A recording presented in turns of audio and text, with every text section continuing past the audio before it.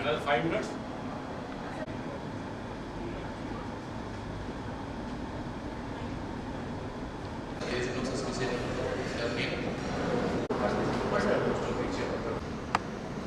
My topic for presentation is craniofacial bone regeneration by bone transport distraction osteogenesis. Since there have been ample reconstructive options available in maxillofacial region, but it is always difficult and challenging task for a maxillofacial surgeon to reconstruct the facial defect. In TDU, it is technology to restore bony continuity through the use of in situ bone in an attempt to create an anatomically correct region rate which is better than bone grafting or any free tissue transfer.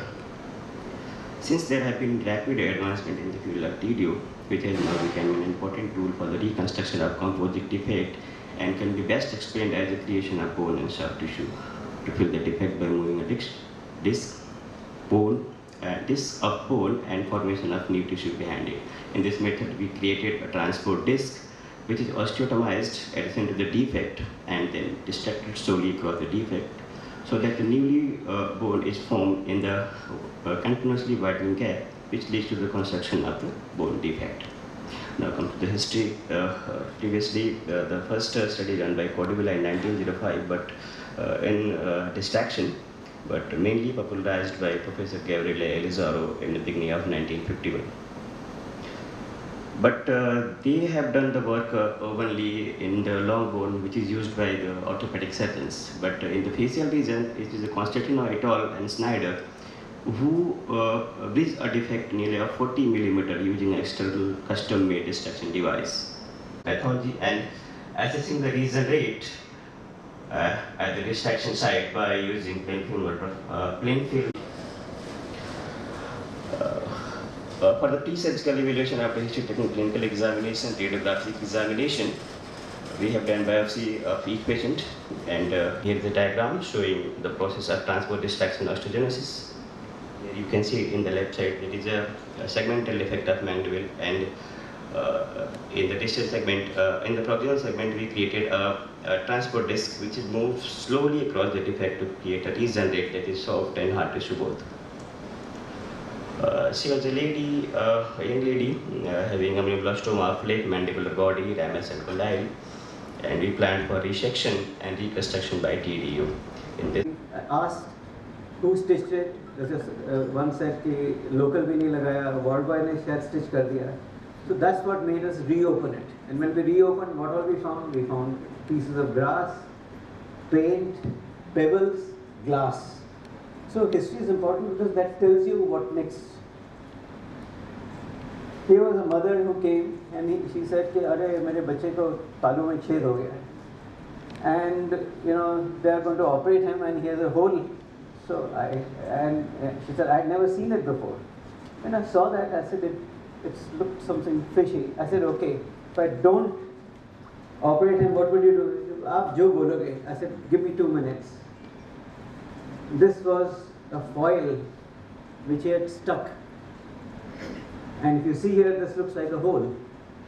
So if you take a good history, if you do a good examination, you know what you're doing. Club in every patient, but probably you can just wait for that wound to heal. You can do a local flap for that wound to heal. So there are so many options for a wound to heal. Similar, and then Diathermy settings are important. How you handle the tissues is important. The most important is if your patient is unhappy, don't desert.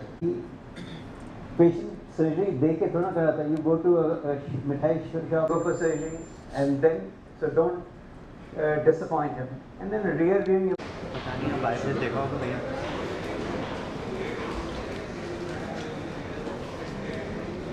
We saw the medicines like the Halidays, Chylogene, then injection Placentrax, then various B complex treatment, then in the surgical part also the type. That this is the comparative study that evaluates the with or without prior medicinal the retrospective type of study. The 68 cases, I select the 68 cases. Of the frontal science or attempts to re-establish drainage of frontonasal duct in contemporary management of. We are using, if there is any medial canal attachment, by using the wires, we can use transnasal cathepexy for the treatment of the medial canal detachment. Then management of nasal. This is the management of midfacial fractures, CSF rhinopnea, malunion, ocular complications, nasolacrimal duct injury, persistent traumatic telecanthus, and poor aesthetic outcome.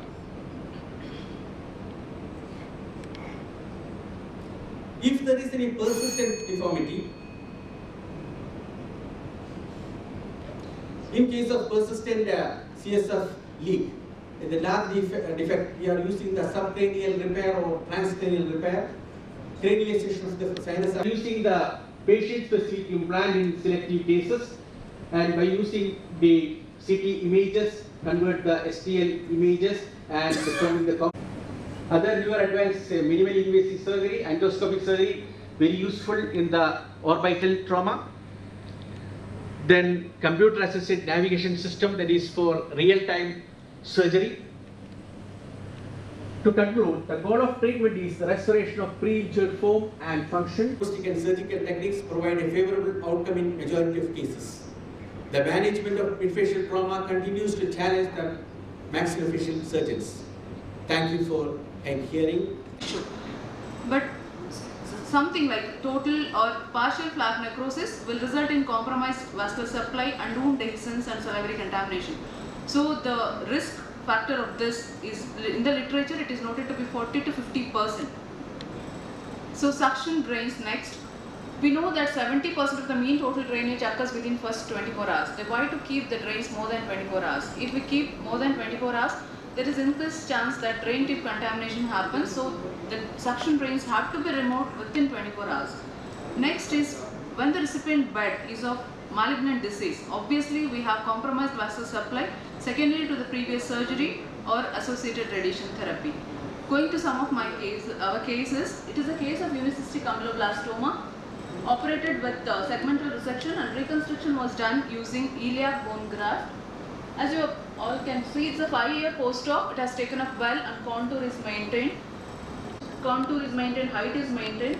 This is planning our orthognathic and planning our residual deformity cases. Alloplastic material, yes, Medpore has come out with all sizes and all shapes, many alloplastic material. We have tried a lot of Medpores with varied results, especially in zygomatic, complex zygomatic depressed fractures. Medpore plays a very major role and we can do it. We often neglect this dentalveolar deformities. Dentalveolar deformities and dentalveolar fracture going for loss of hand, lot of bone, and it does not give a favorable bony position for us to put an implant. Today we are doing a lot of bicortical implants or basal implants. Okay, then even then the profile can be improved by distracting the bone, because augmenting a small amount of bone here again may be an unsuccessful one. So we have also tried doing, and there is an option of doing a distraction osteogenesis in the alveolar bone, and virtual surgical planning is coming, is the state of art today. And every case is what we do post-surgical, post-traumatic residual deformity or orthognathic procedure. We go in for a virtual surgical planning because it easily stimulates, it predicts the post-operative aesthetic outcome. It is very good, and the surgical splint works a lot. So this is correcting a splint, refracturing the area, and then getting the occlusion properly. So that is about, this is an alveolar distraction I've told you. You can see a small small box of stapling was preferred in the upper edge of the alveolar region. Then the distraction is placed. The distraction can be, the bone can be distracted to the height of the cement enamel junction of adjacent tooth. The distraction can also be applied in the mandible in certain cases of non-union or malunion. You can open it up intraorally, put it. I told you it is highly complex and you see a lot of challenges there. So if at all there is a deformity in zygoma, frontotemporal approach or what you call as preauricular extended approaches or hemicoronal approach, amount of augmentation of bed pore also has been placed in the zygomatic bone. So another case of zygomatic arch, you can see a depressed zygomatic arch which was 1 year old and the patient was not able to open the mouth fully. So he was taken up for, you can see the defect is more predominant in the anterior region here, and we have opened it through a frontotemporal approach, realigned the entire zygomatic arch and plated the zygomatic arch. So this is the use of prototypic model for such type of cases. You can see the pre and post. Post-traumatic inability to open the mouth or difficulty in mouth opening again is a very big challenge, and this is again to 2.5 years old zygomatic fused with the coronoid region. We have done an osteotomy in the zygomatic arch. Along with the coronoid, we have removed the zygomatic arch but separated the coronoid and returned back the zygomatic arch to give the lateral facial appearance with plating. So this is a pre-operative mouth opening and post-operative mouth opening. Again, an interesting case of post-traumatic. 22 years post-operative was so complicated with the external nodal involvement, and we thought there is no evidence. The second challenge would be as well, it will not be on their name. The third fraud possibilities I will tell you because it happened in Bangalore conference as well as for our Mangalore conference also. That reference number, amount received, approved. So only was paid only once. Yeah, not only that, you pay it today, you do that, you can cancel the transaction tomorrow, but your registration will happen. Within 24 hours you have option to cancel. You So pay this today, is generally upload the transaction number, go to the bank, cancel the transaction. within 24 hours. Yeah, this has happened.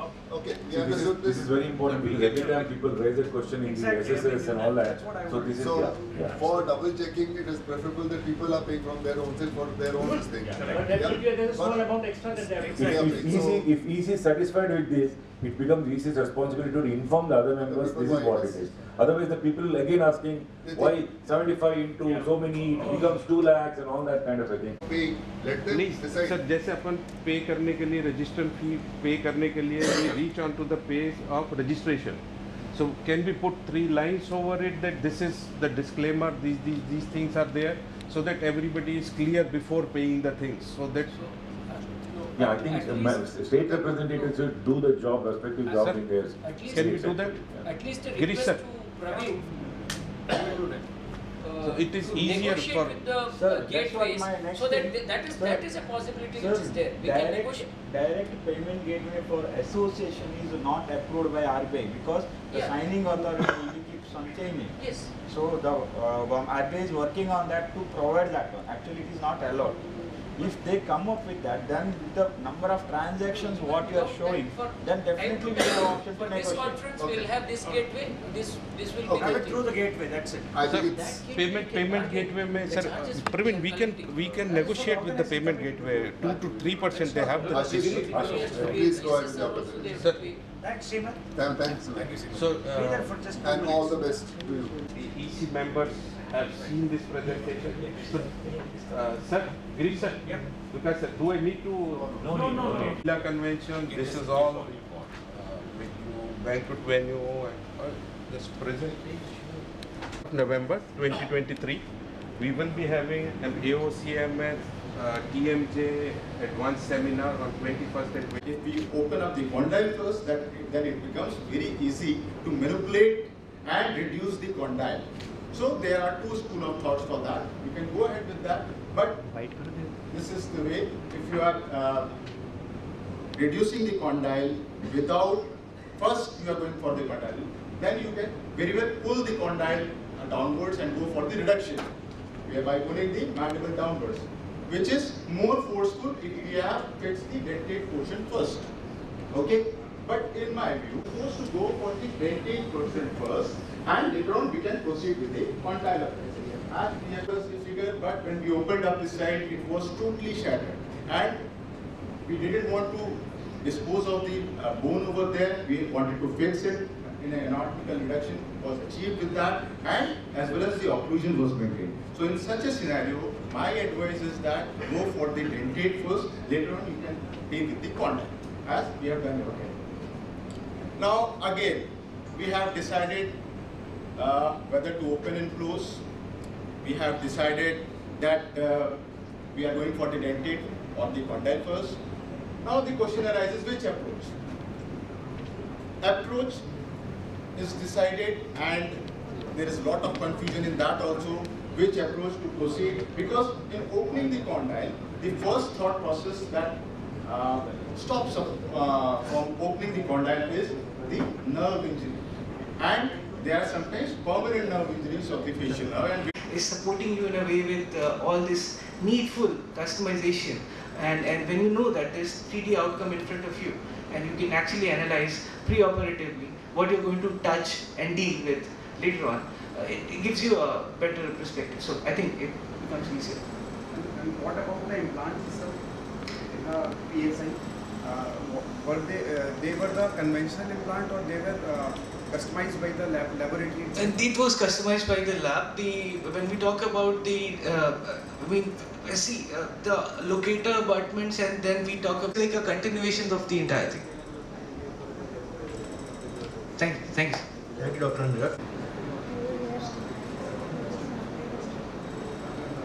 And my dear friends and colleagues, a very good morning. I am Dr. Raghavendra Reddy, Professor in the Department of Oral Maxillofacial Surgery in G. Pullareddy Dental College, Kurnool, Andhra Pradesh. Yeah, today I have a topic like autogenous bone grafting, the treatment of complex odontoma. Yeah, generally the odontoma is relation to. So if you feel that you're not able to perform or anything, just refer the patient. Refer to us if you want. I'm Dr. So much, bring the smile back. Thank you, Dr. Arvind, for an interesting talk. I'll use the specs before I start. Respected chairpersons, ladies and gentlemen, a very good morning all of you, and greetings from Kashmir. I'll be talking about external ear reconstruction, a topic which is mainly for beginners.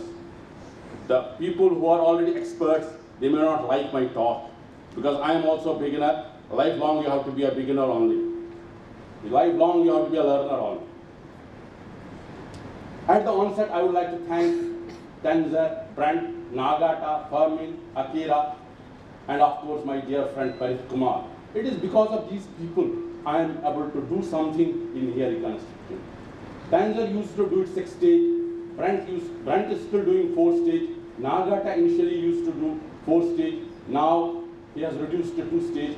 Fermin is a combination of Brent and Nagata. Fermin has made ear reconstruction much simpler.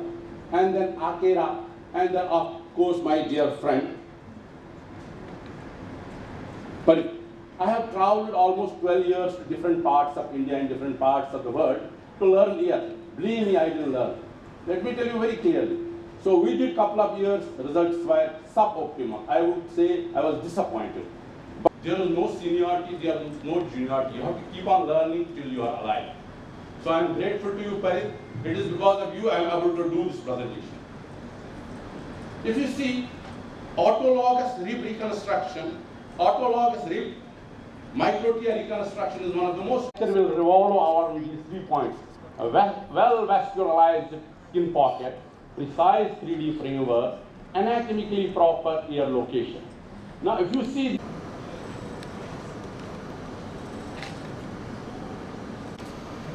yes.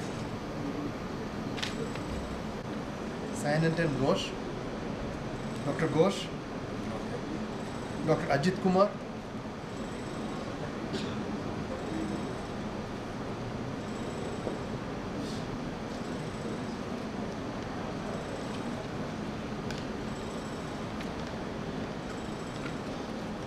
yes.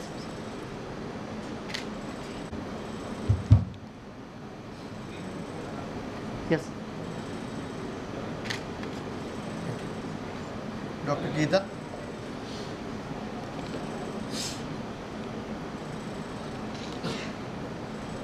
yes.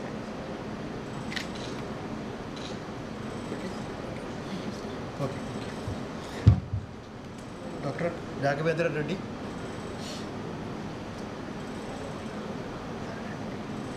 Yes. Dr. Bharat Chopla.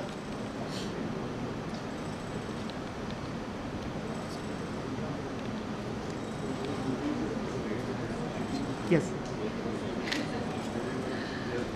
Dr. Gaurav Das. Yes.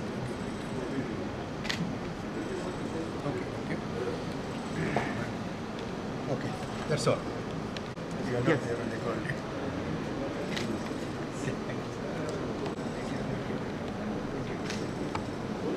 Yes. Thank you. Go ahead with the use of delta plate. And even in higher fractures, the adaptability is very good. When you compare the delta plate with trapezoid, what do you find? Which is the best? I think if the neck is very thin, then it is very difficult with trapezoid. The delta plate is more suitable. So go ahead with delta one. Thank you very much. Can I ask a question? Yeah.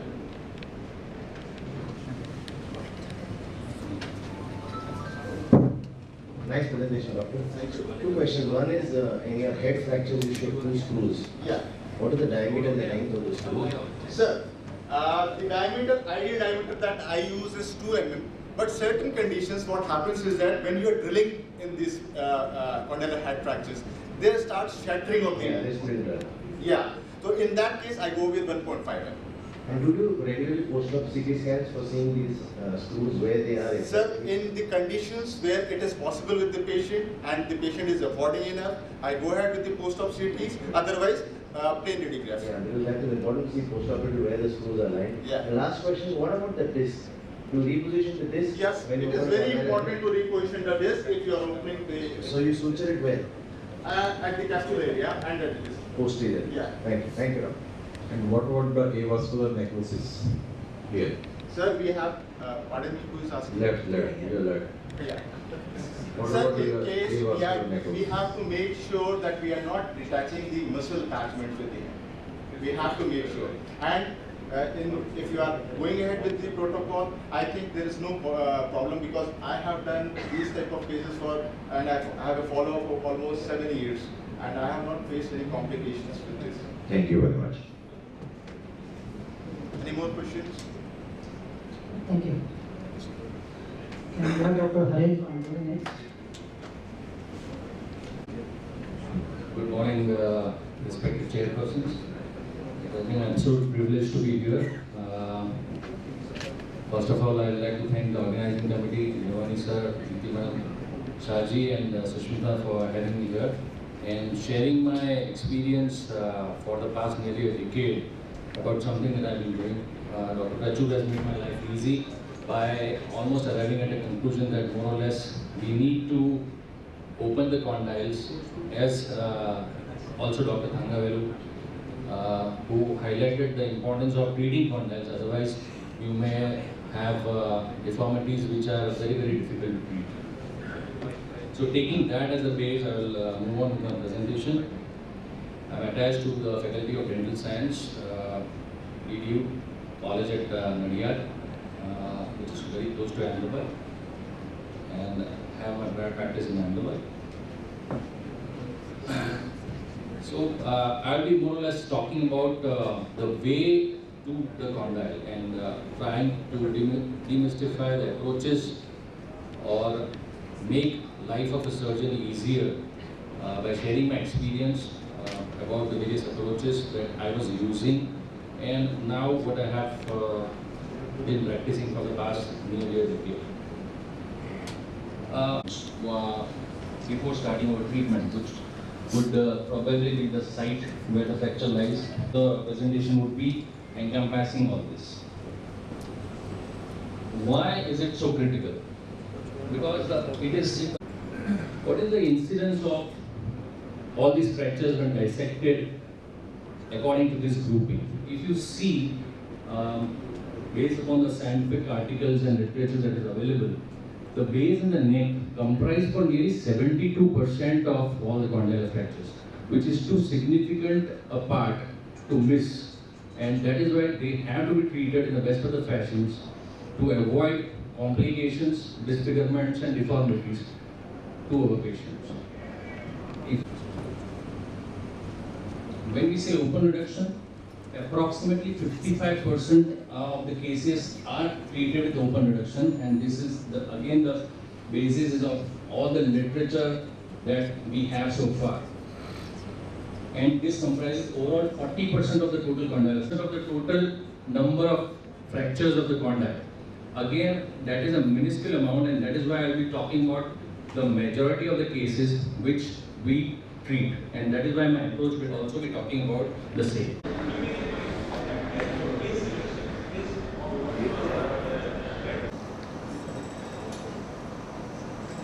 Good morning everyone, I am Dr. Arinda Mondol and I will be showing few of my cases.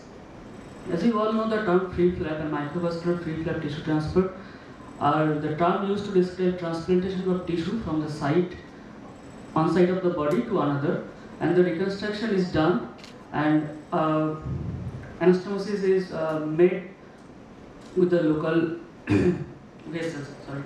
This is the first case where a gingival sulcus oral cancer infiltrated into outer skin, and after the resection, this is the defect.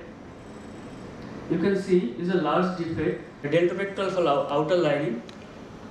And another best option is always our anterolateral thigh flap. So I harvested an anterolateral thigh flap. It is about 18 into 8 centimeter. You can see that dissected vessel. There is a descending branch of lateral circumflex femoral artery. There is a long pedicle. Anastomosis was done. I usually prefer giving continuous suture either with 8-0-proline or 9-0-ethylone. So you can see the anastomosis has been done, and the flap after the anastomosis bleeds nicely. And this is the reconstruction on table. This is just 1 month post-operative. You can see both extraoral and intraoral lining are nicely looking, healthy. Now next, my second case, that man was suffering from extensive mandibular light depletion, which was diagnosed as oropneumogenic keratocyst. That was extending from right angle of the mandible to left angle of the mandible, right ramus rather. So this is a small video.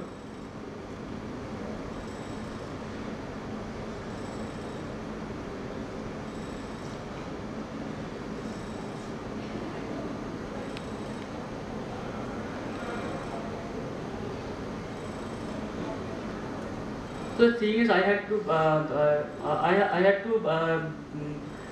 give a few osteotomy curves on at the right angle of the mandible and 2 osteotomy curves at the parasymphysis.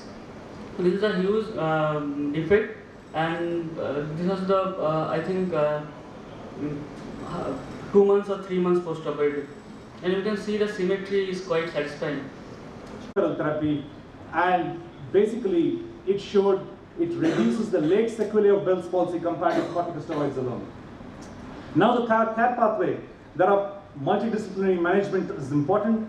Sunnybrook facial grading system helps in grading these patients along with medical photographs, which is very important. Now resting symmetry, symmetry of voluntary movement and synkinesis. Non-surgical treatments basically involves pharmacology, steroids and antiviral as explained earlier. Transcutaneous electric nerve stimulation. Many might think speech therapy is very important in cleft palate patients. Whether you're managing a patient with surgery or without surgery, physiotherapy is extremely important here. Botox and psychological. Now physiotherapy has shown in animal facial repair. And here it was shown that electric nerve stimulation did not improve functional outcome.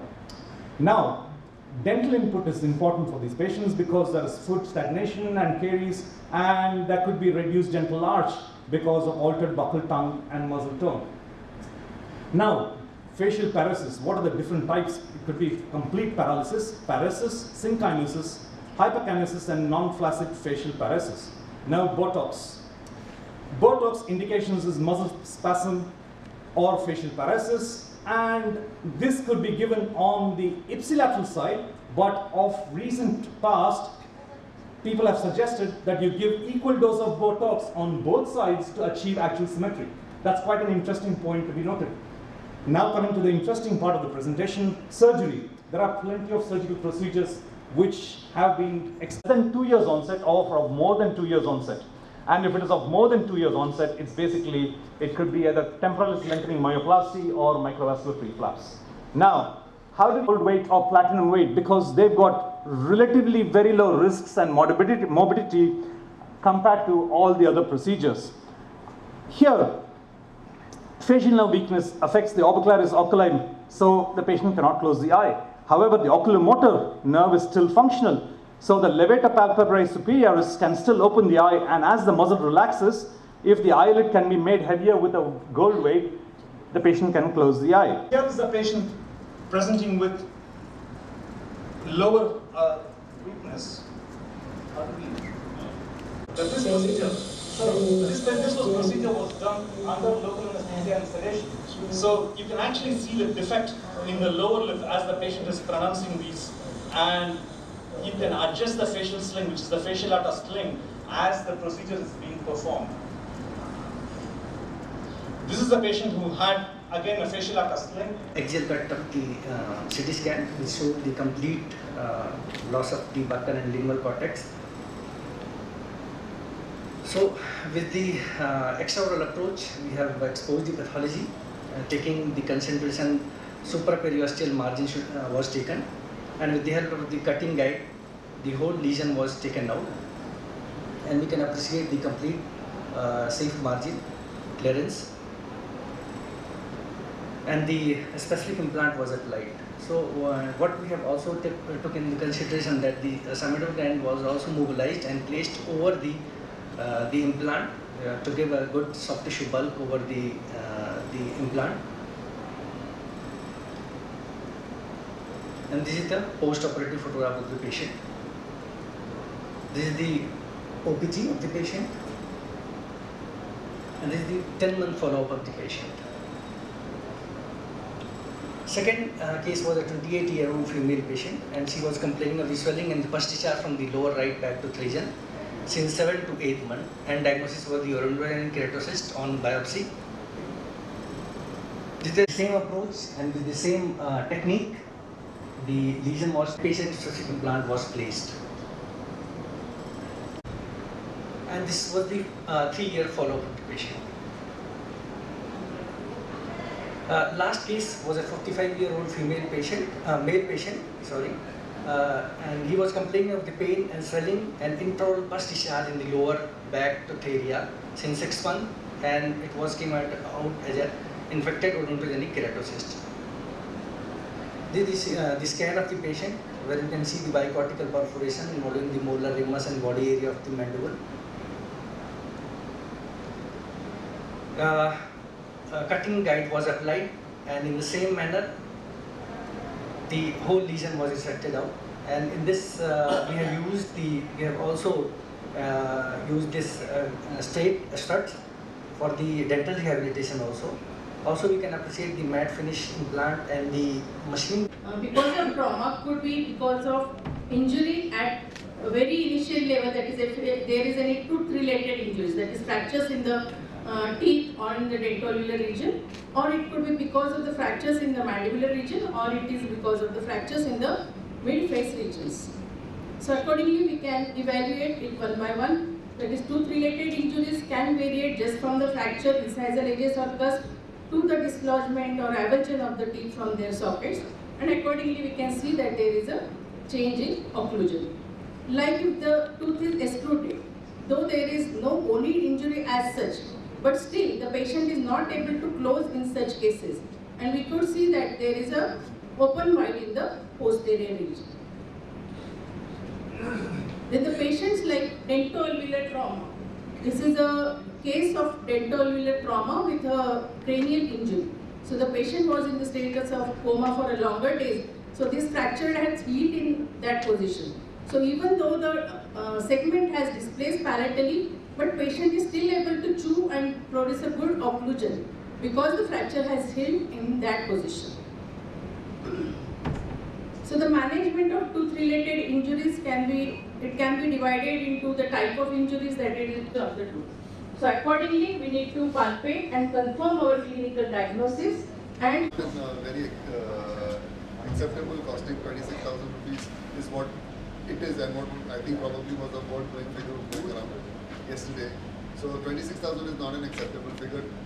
That's my personal view, but I leave it to the EC to decide. So 1 day is not recommended because then you are defeating the purpose of economic term. The 1 day for PGs. So that 1 day only for PGs. If the purpose for midterm is only paper presentation and not the science. No, then it's open for them to come and take. It's a choice given to them. It's a choice. It's not compulsion. No, It's so, a choice. so what I'm saying is the basic purpose of a postgraduate coming to a conference is learning from the stalwarts. So call an online conference, let them present online, give them the certificate. Why they have to shell out flight tickets and come to Chennai It is only for an 1 idea. day? Sir, this was done in a conference. They have done it and it is proven successful. Let's go the format what we are following. Fine. Let's go to that format. But sitting here, I feel the rates are not acceptable at all. So, but so now I suppose agree. See, no, I will you come have to your challenges. I will come to one more. Okay, I'll put you other way around also. Since it's an Asian conference, you are looking at a larger sponsorship. So everything is on a grander scale. The international companies are coming, they are also going to pay you on a grander scale. Everything cannot be derived out of that. It was a multi-centric study. We did it at our department as well as Apex Hospital of Aurangabad. My study duration was 3 years. All the squamous cell carcinoma tongue cases who fulfilled the inclusion criteria were included. These were my inclusion criteria, exclusion criteria depending on the disease related, medical related and other issues. My sample size was 30 and I considered 10% follow-up loss, so it comes to be 33 and we rounded out to 35. Methodology, before commencing my study, we registered it under clinical trial registry India and CTI number was achieved. Patients were all written informed consent, all type of consents were taken. Randomization was done in both the groups. All the patients were given a unique subject identification number so that there should be no bias and randomization was there. Staging of the tumor was done, small lesions were, T1 and T2 were considered under small lesions and T3 were considered big lesions. This is my first group, experimental group, the use of infrared flap for reconstruction of tongue. The other group, the most acceptable and the gold standard is the radial forearm group. These are my research variables. Main research variables were speech, diet and movement of tongue and other. On a scale of 1 to 4, like swallowing reflex, 1 is dependent intake. And similarly, aspiration was scaled on 1 to 4 scale. Speech analysis was again there on 1 to 4 scale and the tongue movement was again there on 1 to 4 scale. Like tip of the tongue can protrude beyond the upper lip, we give 1 score. Tip of the tongue can reach up to the buccal respect to the upper incisor. Score 2 was distraction. And you watch the mediolateral width of the ramus is so strong and the facial asymmetry is clearly corrected in the heart tissues.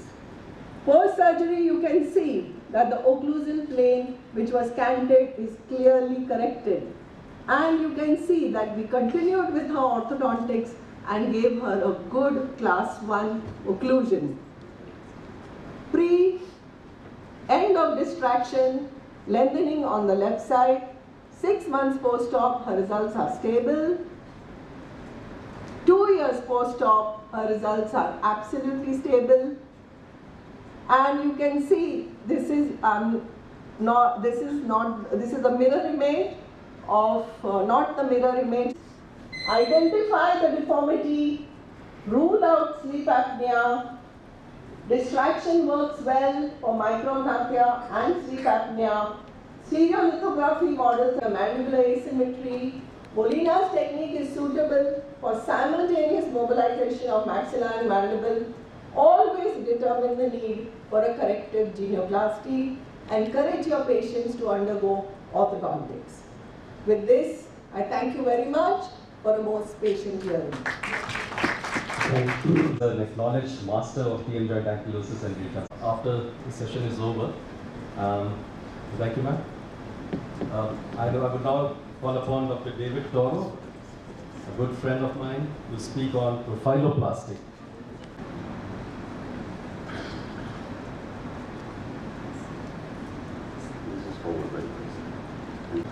Thank you very much, Sanjeev, for this introduction.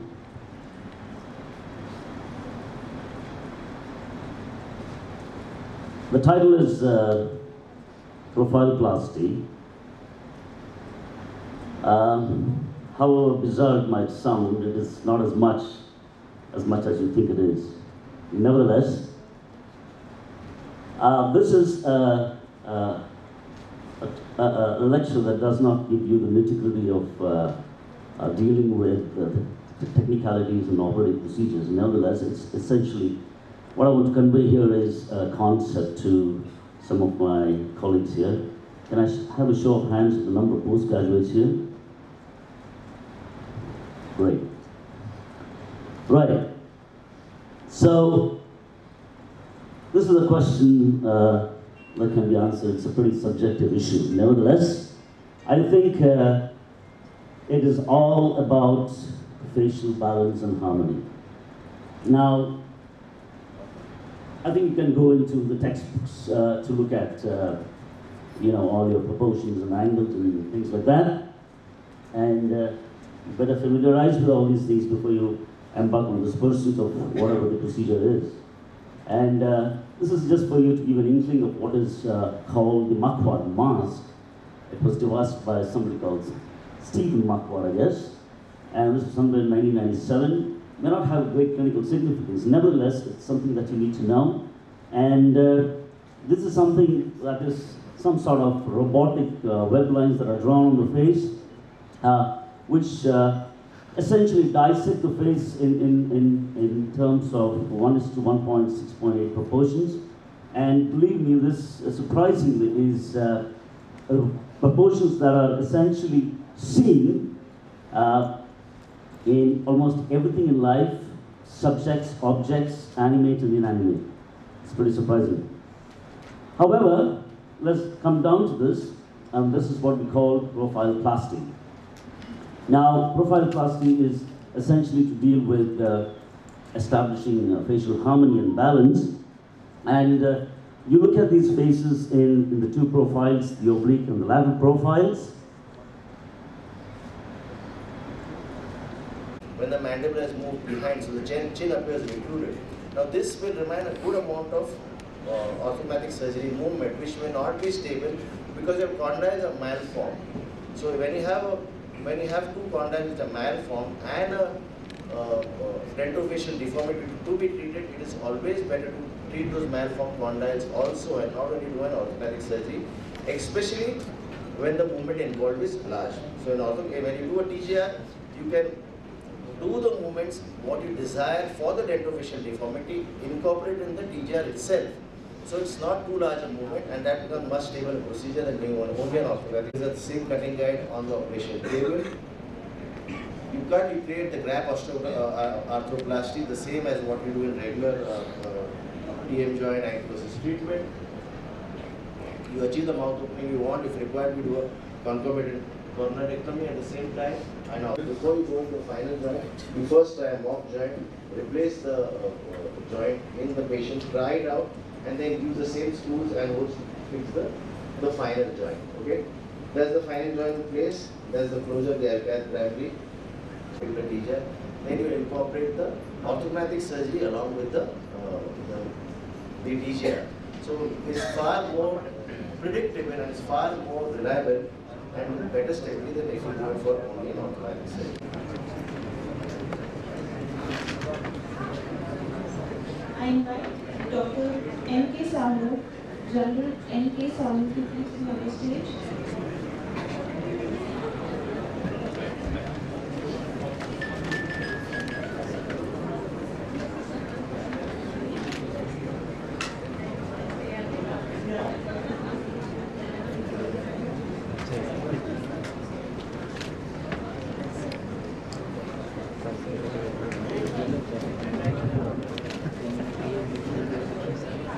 Yes, thank you. Dr. Manoj Kumar.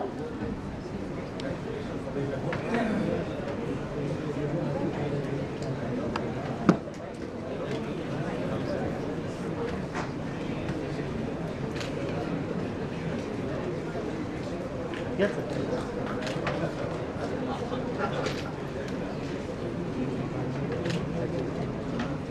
Thank you. Dr. A. Thangavalu.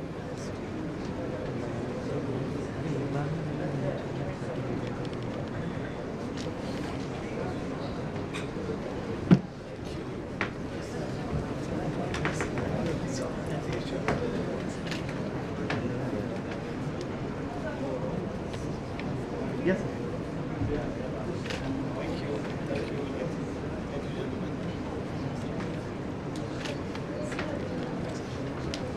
Dr. Prachur.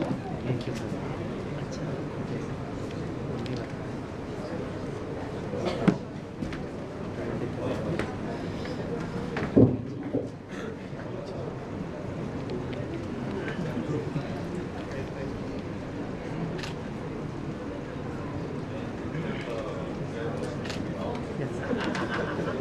Dr. Harin.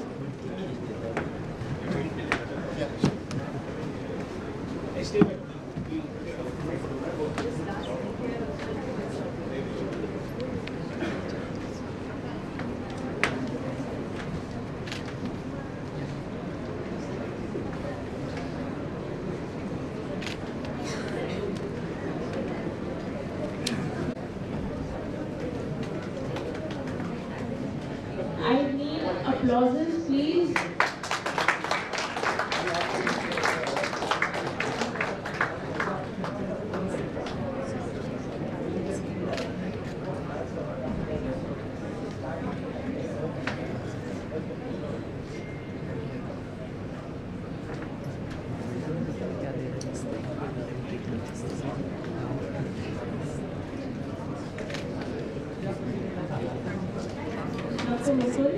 Dr. Mukul Pandey.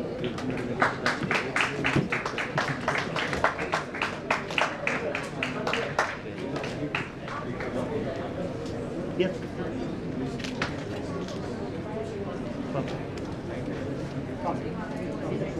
I now request Dr. Sushmita Rajmohan to please be on the stage to give certificate to the chairpersons.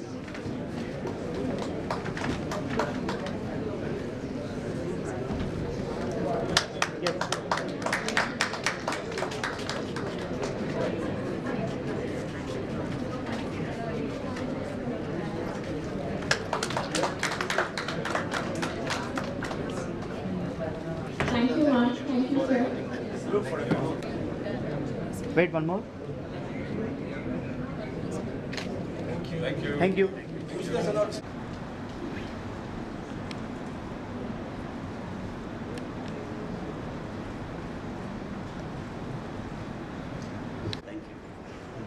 Yeah, Dr. Karthik, you said that after 2 years you go in for a surgical intervention in the case of Bell's palsy. So how do you define that time interval, and are there any definite criteria that you have set to give this 2-year time interval? And my second question is, do you have any experience with temporalis myofascial flap transfer for the treatment of Bell's palsy?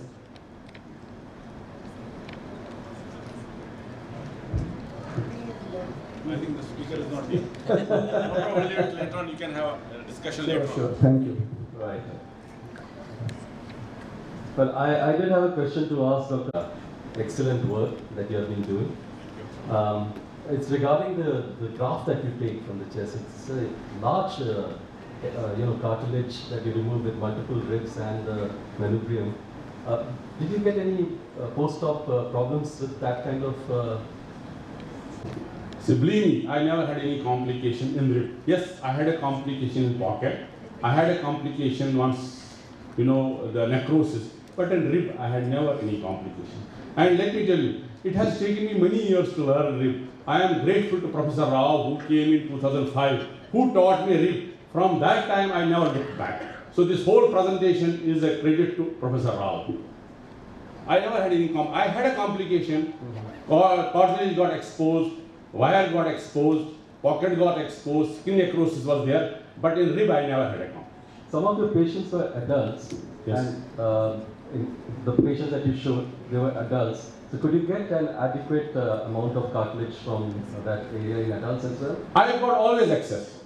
Believe me, but always how much out of cartilage you take, it depends upon what is the requirement of framework. But by and large, you should have always excess rather than having less. Thank you. Thank you. Sir, my question is for Dr. Can you put your mic on?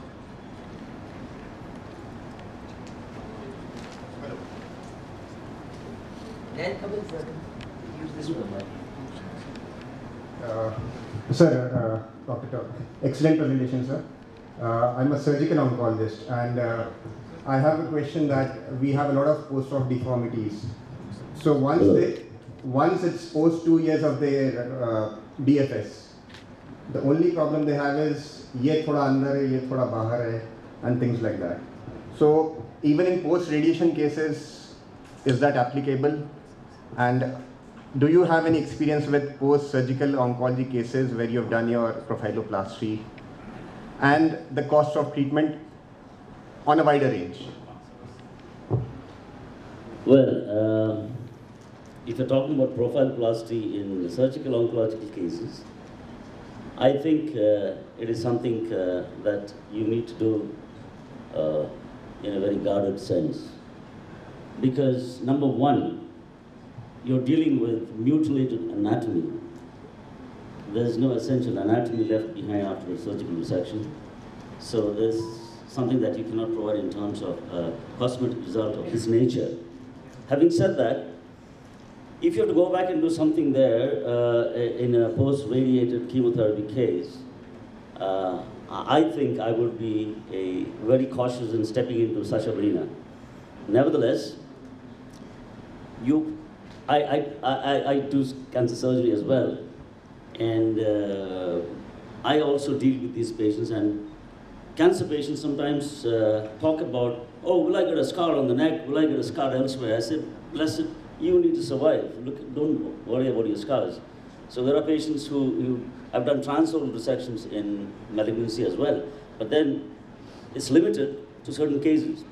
You can do that. But I think if you're talking about doing profiloplasty in a surgical onco case, I think... No, so to be more precise, when they know that they are cured of the disease, this question arises mostly 2 years or 3 years. Once they tell him कि 2 साल जीले फिर अपन बात करेंगे. So once they complete the 2 years, then the next thing starts कि sir अब ये ठीक करवा दो. Yeah. But I think you can't go about doing all these things. Right. Probably you can just do a little bit of fat transfer and filler and things like that. But I don't think you can embark on these sort of procedures for onco case. Thank you so much. These are two different concepts. Absolutely. This This is purely aesthetic. And surgical oncology, I think probably you can improve it to some extent if they are disease-free for a long time. It's not for all the cases, only cases where if you see the patient, when you look at a patient, what you see is sometimes you have an eye bag here, and then if you very carefully see in the malar area, you see a separate prominence in the malar area, a separate line. So that means there is a bit of malar process also.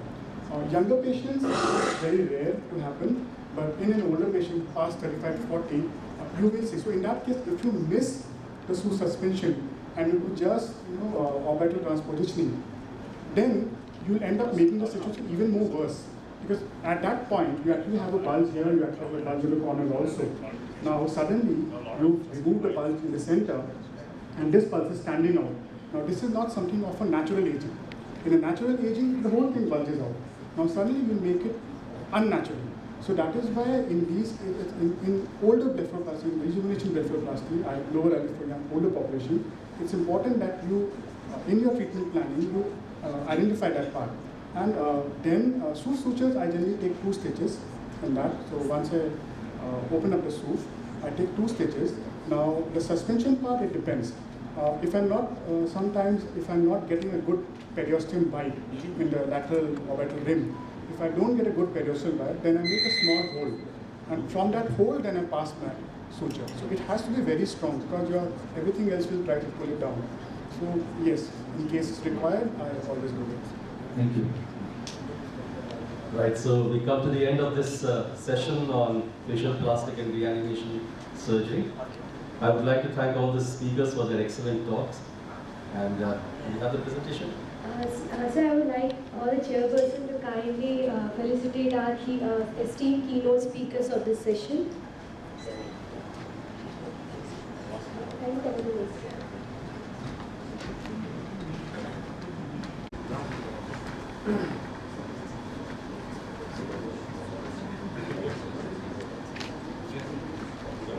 Sir थोड़ा सा yes. ठीक Dr. Agni Pandey, Thank you. Dr. Mohammed Shakil,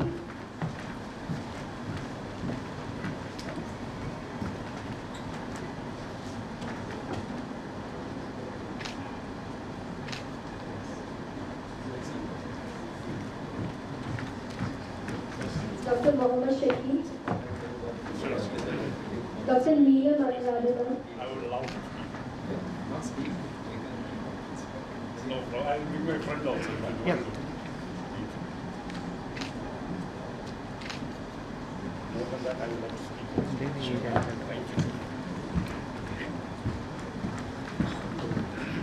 Dr. Karthik Rajan, Yes. Dr. Karthik Rajan, Dr. David P. Torres,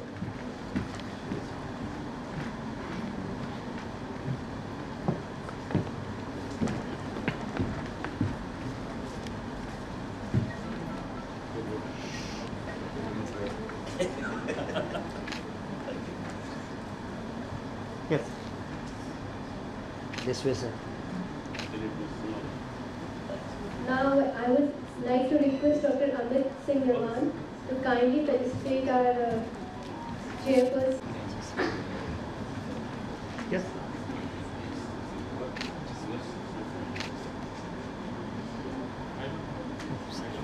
Dr. Nanu Mohan Das,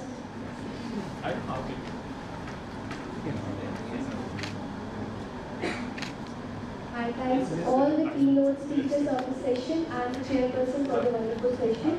Now we would like to proceed to our next session, which is of the session to the stage. The session will be co-chaired by Dr. Sunita Malik. I would like Dr. Sunil Yadav and Dr. Sunita Malik to kindly come to the dais to chair the session.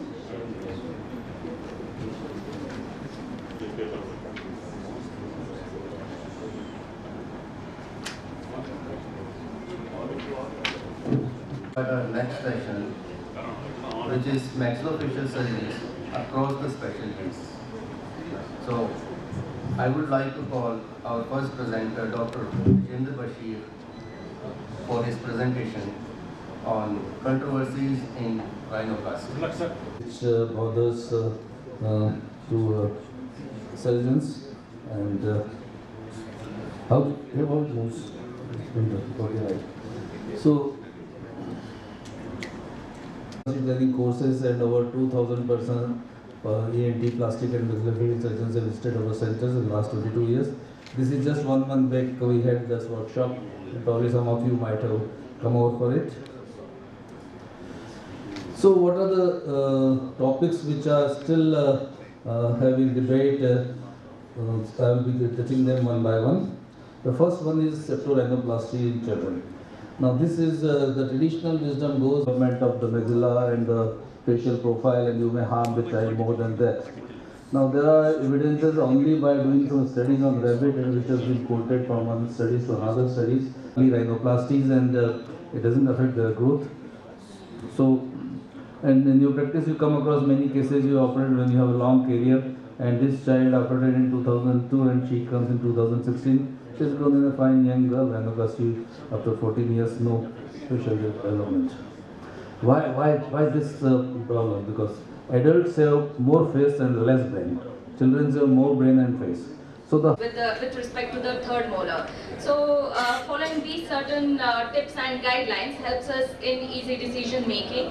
Be there, and it also helps in repositioning of the mandible and retaining the bone aid in the infection and non-union or bone infection. And suppose the tooth is avulsed or there is a transverse fracture of the tooth, just go ahead and extract it. And suppose there is any pathology associated with the tooth like cyst, pericoronitis, root exposure, such tooth, just don't take a second thought in your head, go ahead and just extract it. And coming to the discussion part, as I already mentioned, 40 to 50% of the mandibular fractures are angle fractures, and so it still remains like, you know, it is not 1 plus 1 is equals to 2 in case of mandibular third molar. So take a judgment like whether you have to retain it or to extract it. And so there is no scientific basis also whether, like, you know, extraction of the teeth has certain disadvantages, like, because these days with the improvement of the tooth and the surrounding area of that, as well as seeing the scenario of the case, the malnutrition of the patient and how healthy is the patient, take a call for to evaluate whether there can be infection or non-union, and try to take a decision whether you have to do the extraction or not. Extraction, it is difficult to suture in that region because the socket remains open. So if it is a healthy and good tooth, just retain it. And so also we noticed that how, like, you know, we have a classification for impacted teeth, like the Pell and Gregory or the Winters classification. We do not have a classification like in case of the mandibular third molars in the line of angle fractures. So I think we should go ahead and have a classification in that, which can make it more easier, whether this tooth has to be retained, class 1, class 2 have to be retained, something like that. And it is also seen that preserving this third molar helps in the union of the bone, and it also helps in reduction and prevents the microseepage of the microbiological pathologies into the socket, and reduces the incidence of infection. So these were the articles that I just went through. Various talks, and the basic various forms are quadrangular, 2x2, 3x2, and even 4x2. These plates do not permit movement of the superior and inferior borders. The screws are placed in the box configuration on both sides of fracture, so they increase the resistance to the torsional forces along the axis of plate. These plates are positioned parallel to the fracture line, and the connecting arm of the plate is placed perpendicular to the fracture line. Whereas in case of 2D plates, when it is placed over the superior border. So coming to advantage of 3D plates, they are easier fitting, they have simple adaptation and without distortion of displacement of fracture, as well as simultaneous externally or externally. If we are using it internal approach, plating it, putting the screws to the internal approach, then we need angulated screwdrivers, and when we are using when putting the screws to the external approach, then we need a trocar. So the free area between the two this plate that provides good vascular supply. Regarding the overall, take the major part of the bone there, so it is very prone to fractures. There can be a favorable fracture, there can be unfavorable fracture, a single fracture, a direct fracture, indirect fracture. And we have different treatment modalities. Before there will be a transosseous version. People use gas screws, compression plates. But then the better understanding of this, like already Professor Sharma has already explained about the Sanfi's line. The Michelin and his colleagues 1970 came out with the mini plates for internal fixation, and then Sanfi and his colleagues later plates which are monocortical mini screws in the celestial of the lines of osteosynthesis. So whether to use another plate of the lower border or not, see there is always a debate on that, and there are a plethora of articles you will find, plethora of studies you will find, and when I was reading on those articles, the two articles that have come across by me, and one is this Ellis and Walker 1994, found there is no significant difference found in two groups of patients, and also Siddiqui and co-worker in British Journal of Early Medical Surgery in 2007. They also did a similar study. They made two random groups of patients of angle fractures. One was treated with a single plate, and another group was treated with a double plate. And of course, there were complications. There were incidences of Maybe there might be root exposure later on, and but I would give the benefit of doubt and retain it in the initial stage and do the plating. Suppose there is any infection or any problem with the third molar, then later on maybe go ahead with extraction. But the initial stage I would like to retain. So when you say the initial stage, you mean that intraoperatively you want the third molar to be retained? Or you want it, and the later stage means after some amount of time, if it gives trouble, then you think of moving it, but per se, intraoperatively you want retention? Yes, sir. I would like to retain it. Yes. Okay. And then in case you are retaining the third molar, Dr. Hirkani, what approach do you think we would go through, considering the type of fracture you're dealing with? Obviously, as I said, I would always like to go ahead with the travel approach, or if at all I have the transferable facilities, I would go ahead.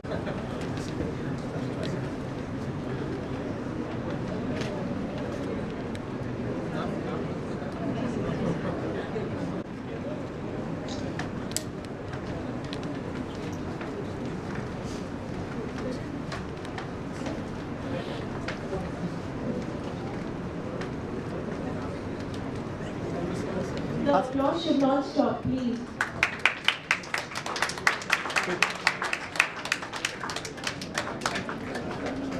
Dr. Hirkani.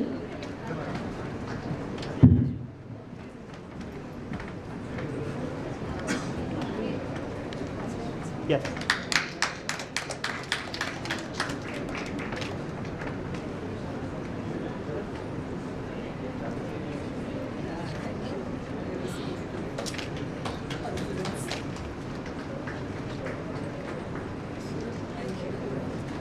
Dr. Naresh.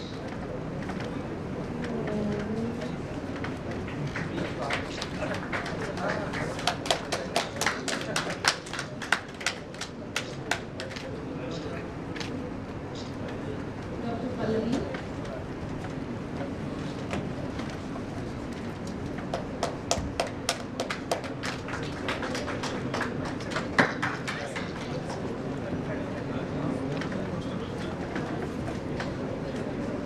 Dr. Pallavi.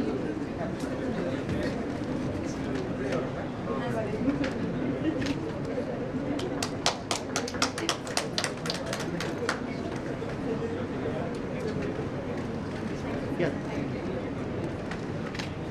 Dr. Navadu Sharma.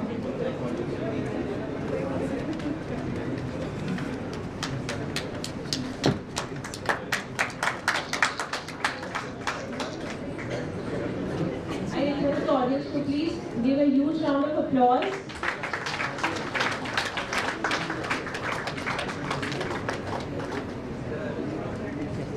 Thank you, sir. Thank you, everyone. I would now invite Dr. Shenoy to please be on the stage and give certificates to our chairpersons.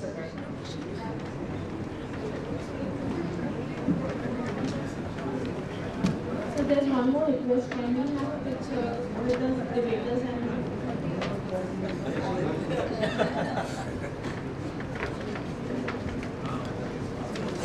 Yes.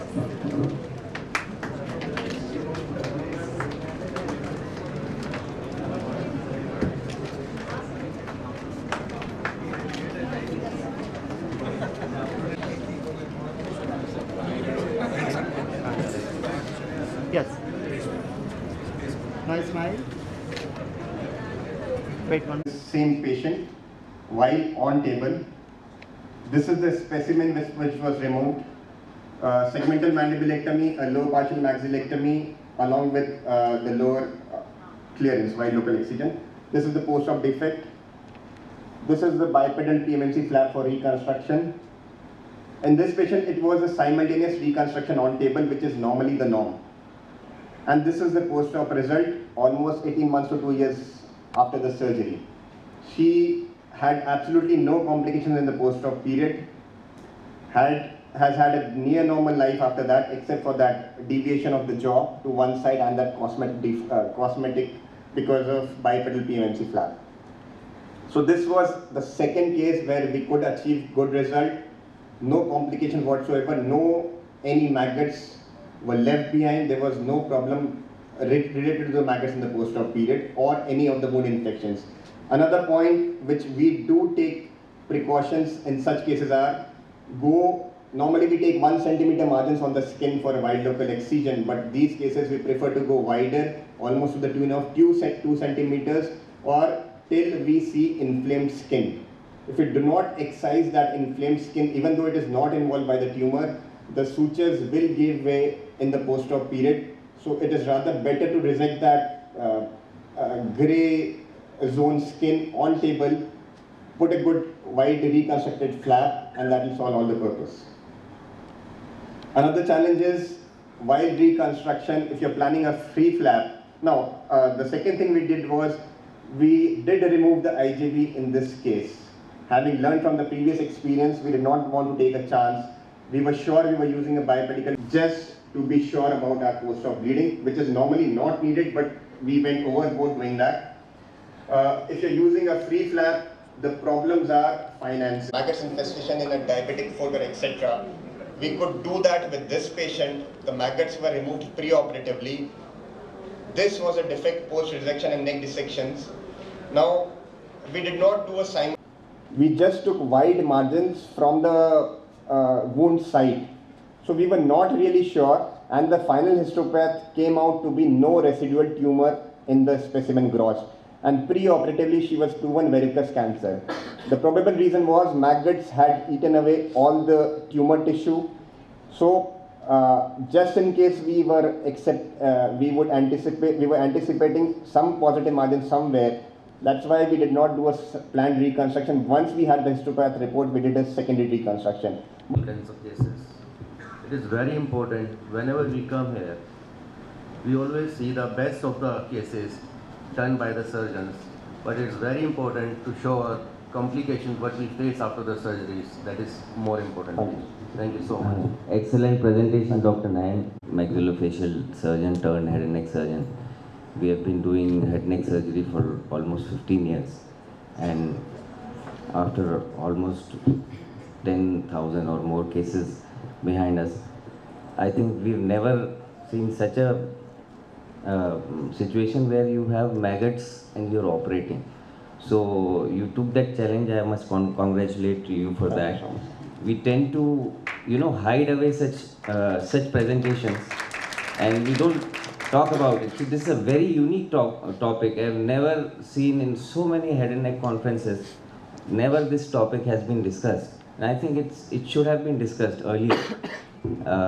Second thing, don't you use ivermectin and albendazole to, preoperatively downgrade, because there's a literature which shows that you can reduce the amount of maggots by giving preoperative, or we have had maggots in palliative setting, but in preoperatively, if you try to give and reduce the amount of maggots inside, I think that is my suggestion to you. Sure, thank you so much. I was not aware of that. Yeah.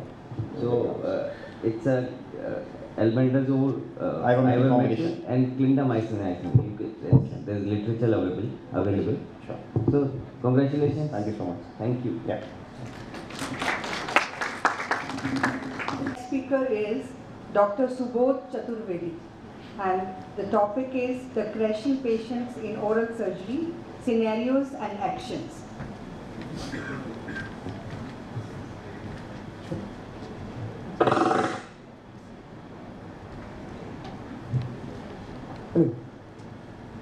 So the scenarios I'm going to discuss, they are, am I audible? Easily audible, no? Yeah? So the scenarios I'm going to discuss are not exactly in the operating room, where you have a paid professional trained guy managing the airway, ventilation and the hemodynamics for you.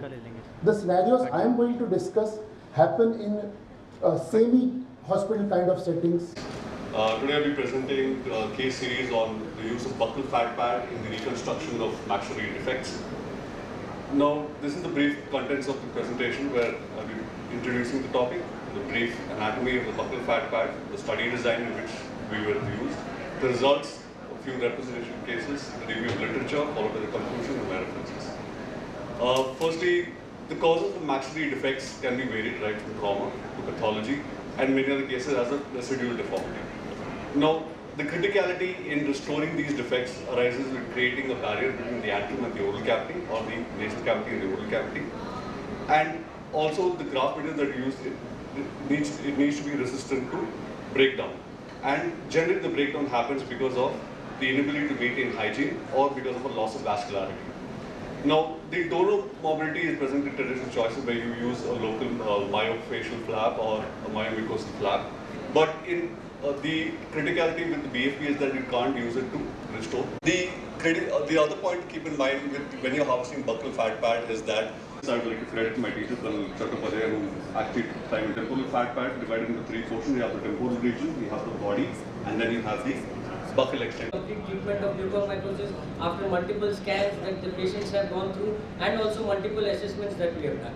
The prosthesis basically, there are three types, either the spectacle, the adhesive or the implant-based prosthesis. Now each have their positive and pros and cons that can be utilized. All these patients, all our patients right now, we have advised them, we have given them the option for all three, and most of them have chosen an adhesive one because implant being expensive and spectacle not very much comfortable. So of our 20 patients, we have operated upon, we have started rehabilitation on 6 patients, and our 2 follow-up patients are still coming up because they are having continued infections. The 6 orbital prosthesis, 2 patients are not wearing it presently because they are not very comfortable with the prosthesis. So this was very nice. We were happy as surgeons that beautifully we have closed everything and we are very satisfied. And then our prosthodontist came back to tell us that they are not very happy with the bulbous tissue sitting over there. They need a little bit of a cup-shaped area so that the prosthesis could sit over there. So again, we had a course correction during our treatment time, during our reconstruction time, where we could provide them some amount of area where their prosthesis should sit. So we've done a couple of rehabilitation of our 6 patients. Most of them are happy with the entire process of rehabilitation. All which we have used the adhesive-based rehabilitation. One of our patients who was very comfortable. What are the challenges we faced during this entire process of therapy and rehabilitation is one was counseling the patient and the cost barriers were very necessary, was a little different. Prolonged hospitals previous stays and most of them were referred patients, so they were all headed back to their place. And these were the issues with the entire adhesive things, that there would be weather conditions, loss of strings, and then lid breakdown because there's a continuous pressure, and the defect shrinkage. Every time an impression was taken, the next impression was completely changed. So our vision ahead is we need to build up a position paper for patient specific. The first drug in anaphylactic shock is epinephrine. How much? 0.5 cc intramuscular, right? So, if it is anaphylactic shock, you will treat it by epinephrine, right? Then maybe you can go for other drugs. If it is anaphylaxis, it will present more with some maybe hives, maybe some rashes, maybe some wheezes, because histamine causes bronchoconstriction and vasodilatation. We give epinephrine because epinephrine is the physiological antagonist of histamine. It is not the antihistaminic per se. It is physiological antagonist of histamine. So epinephrine causes exactly opposite of what histamine does to you. So you'll give epinephrine, half cc, intramuscular, right? Again, another scenario. Before that, before you are going to do a procedure, get a good history of every patient. Look for the history of other allergies. Look for the history of previous food allergies or drug allergies, because those patients might be a little more susceptible. Tightness in chest and breathing difficulty on your dental chair. Now what could this be? It could be anxiety. What else? Breathing difficulty, tightness in chest. What could it be? Could be asthma. What else? Could be acute coronary syndrome, maybe a developing MI, if he falls into the range and risk factors. How will you manage? What will you do? If it is asthma, maybe you can go for nebulization, some bronchodilators. But if it is asthma, you will know by the history. If it is acute coronary, how will you treat? The only thing you can do in a clinic, in a chair, is maybe give him a disc spring, a simple. Thank you so much, sir. Now, this was the last presentation of this session. So the house is open for the question and answer session. Any questions from any of the presenters? Please.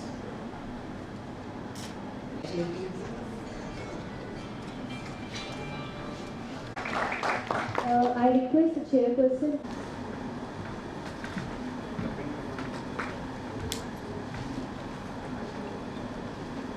Yes.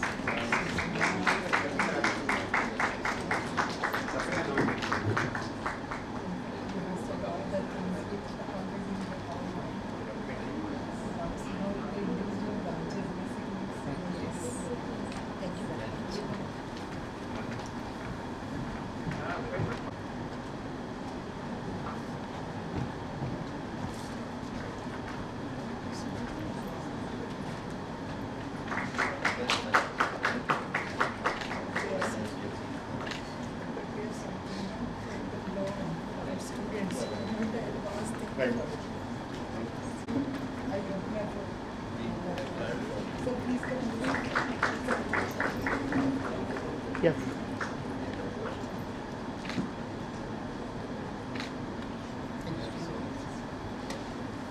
I would request Dr. Anjali Hebe to kindly felicitate our esteemed chairperson, Dr. Suni.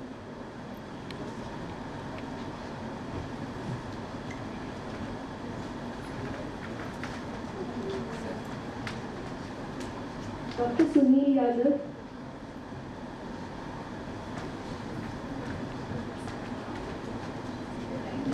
Yes.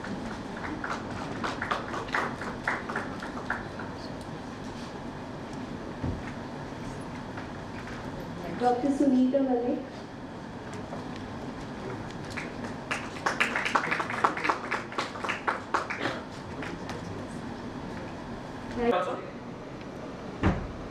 It has low morbidity with excellent functional outcomes. But being a delicate and fragile tissue, extreme care must be practiced not only during its harvest but also during the healing phase to maintain its integrity. To overcome this problem, it seems prudent to have a protective covering over buccal fat pad with materials such as collagen membrane so as to prevent its damage during crucial initial 2 to 3 weeks, which generally the buccal fat pad takes to epithelialize. The nasolabial flap has advantages such as the donor site is in the same operating field, it is reliable, it is highly vascular, provides versatility in design, proximity to the defect, ease of flap elevation, it has supple skin, thus aid in increasing mouth opening. Disadvantages being intraoral hair growth, temporary widening of oral commissure and occasionally hypertrophy rather than nasolabial flap. The use of nasolabial flap in the treatment of oral mucous fibrosis is more suitable for juxtaposed defects. The versatility of the... Sir, but I would like to conclude as patient satisfaction and compliance is the key in the treatment of this condition. OSMF, a pre-malignant condition with diverse etiologies and diverse treatment options. Starting from the general management, which is mandatory in all patients. It may be a conservative or surgical management in other patients. Surgical management restricted to stages 3 and 4. Following the resection, the reconstructive technique is based on the defect and also the surgeon's preference. I would be just focusing on the nasolabial flap. I'll be discussing a couple of cases which taught me a few lessons.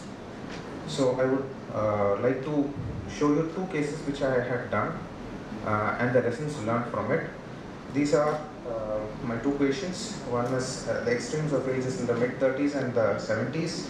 Both of them complained of difficulty in mouth opening and burning sensation. This is their maximum mouth opening. So, on the basis of a clinical diagnosis was an oral submucous fibrosis clinical grade 4. Orthopantomogram was done to check the TMJ and also the oral condition, following which a fiber optic endoscopy was done to see the extent of the lesion. An incisional biopsy was carried out to get a confirmatory diagnosis, and hence the diagnosis was an oral submucous fibrosis grade 4A since there was no malignancy involved. And hence a bilateral fibrotomy, a coronodectomy if required, followed by reconstruction of the defect with a single nasolabial flap. Appearing in the CT scan, so the adjustment of the milliamperage to get that incorporated into your CT scan as well. All the slices must have the same field of view. The CT data should not be more than 6 months old before you start with the biomodeling, because there are a lot of changes in the bone that takes place when you have already resected the bone. Yes, you could also use CBCT. Nowadays we are adopting CBCT because of lesser radiation. But in my experience, I have found if you want to make a patient-specific implant, a CT scan definitely is much better when compared to a CBCT, because they reconstruct the image using software and you do not get the exact 1:1 ratio as you would want. So if you get a good CT scan, you get a good 3D model, and if you get a good 3D model,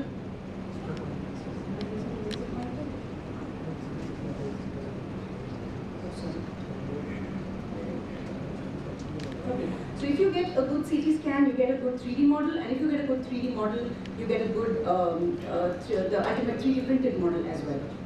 So the second checkpoint would be the use of cutting guides. Okay, as you can see in this image, we have placed resin cutting guides in these type of cases for surgery. Okay, so the surgeon must study the CT scan. He must decide what are the areas you want to cut, and then give it to the engineer friends who are going to resect it exactly at those margins and fabricate a cutting guide for you. Now these margins cannot be changed because the patient-specific implant cannot be modified on your soft tissue incision in mind. Now when you're working with your engineering colleagues for designing your cutting guide or your patient-specific implant, please try to understand or try to make them understand the limitations of your surgical procedure, and you also understand what are the limitations of what they are going to fabricate and give you also, the software that they will be using as well. So for that, you must understand, are you going extraoral, am I going intraoral? They might fabricate a huge cutting guide and give it to you which may not fit through your intraoral incision. So understand your surgery, think about what you want to do, and think about how it is going to fit in your surgery before you fabricate the cutting guide itself. Right.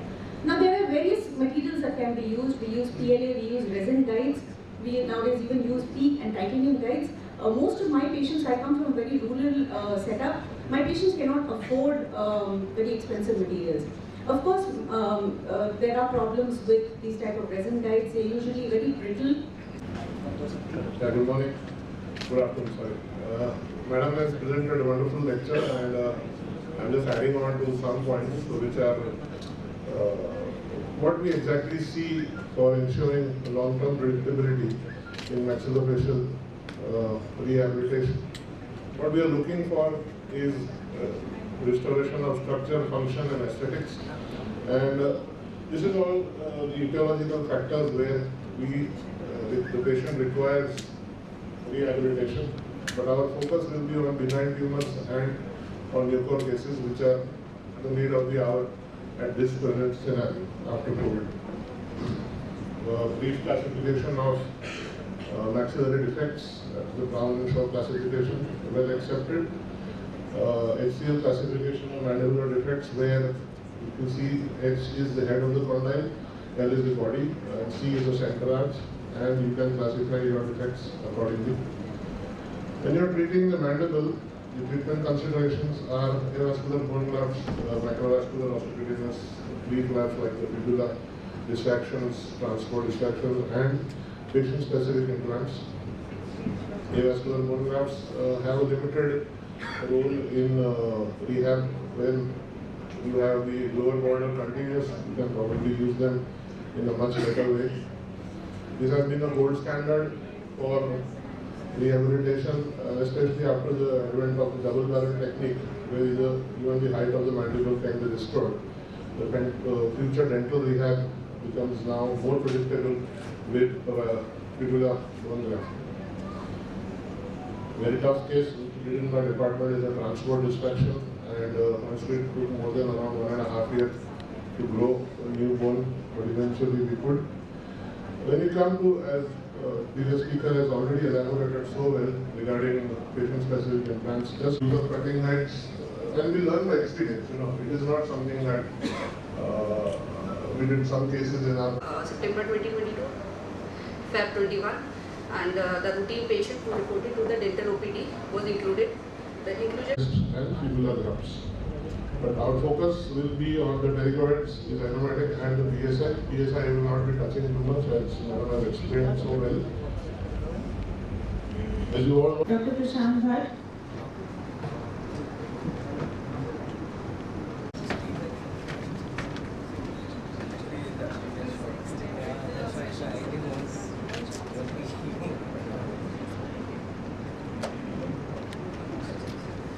The applause should not stop. Yes.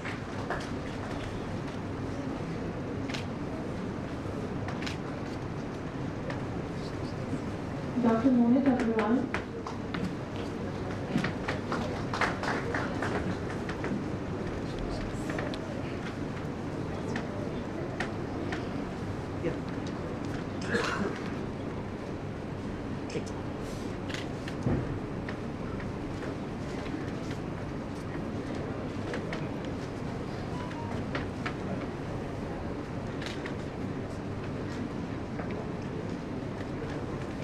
Dr. Chitra Chakravarti. I request the audience to please give a huge round of applause.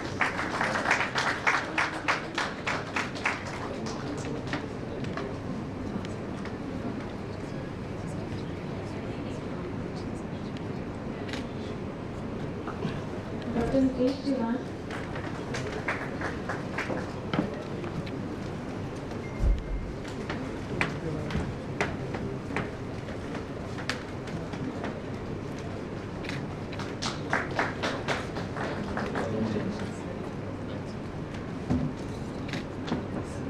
Thank you, sir. Thank you, ma'am. I now request Dr. Rashmi Singh to please be on the stage to give certificates to our chairpersons.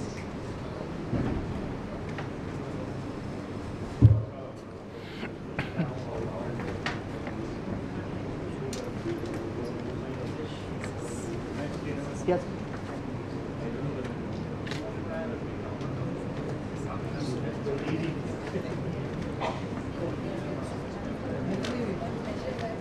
Yes.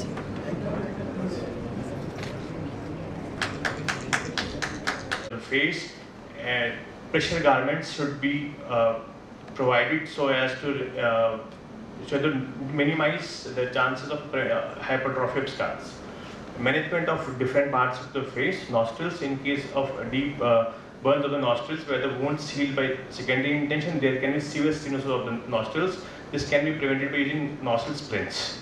In case of the nostrils are stenosed, they can be opened by release and skin grafting. There is a concept of staroplasty that is used in all cases of post-burn hypertrophy in nostrils called staroplasty. There are two perpendicular incisions that are given in the skin and mucosa to raise 4 flaps and 4 mucosal flaps. You can see in this picture where we have done the staroplasty. 2 perpendicular flaps, 4 perpendicular flaps are raised and they're intermixed, and it leads this. It's usually in the shape of a star. Eyelid and glow burn. Because of the reflex, eyelid glow burns are rare in facial burns, but since if you suspect, the first thing should be ophthalmologic examination should be done. Then the eye should be copiously irrigated, and then litmus paper test should be done. The use of talsorrhaphy. Talsorrhaphy is very important to save the eye. There are 2 methods of talsorrhaphy that can be done. One is the apposition technique, and other is the tongue in groove technique. In the apposition technique, the epithelium of margins of both eyelids is surgically removed, and then both the eyelids are sutured with the help of bolster sutures to prevent scarring of eyelids. Tongue in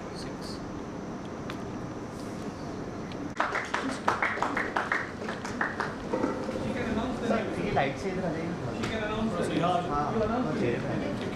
थोड़ा सा अब madam Dr. Shakunala. Yes. Dr. Rahul Malan.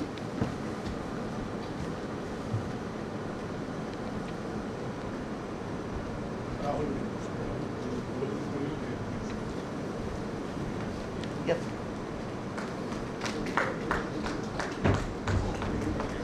Dr. Amit Kaur.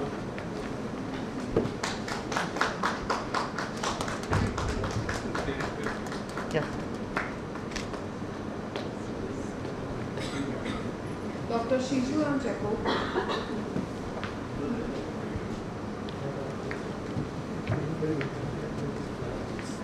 Yeah.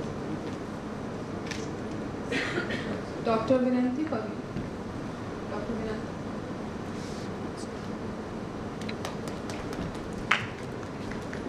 Yeah. Dr. Akif Hussain.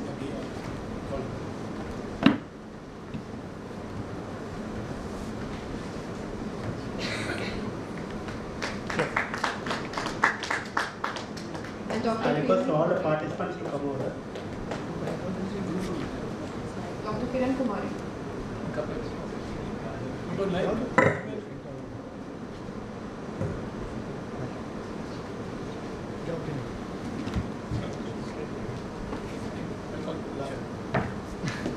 Yes.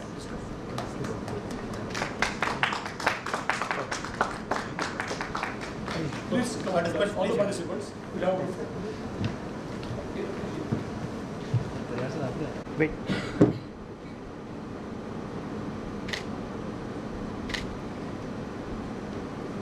Thank you. Thank you.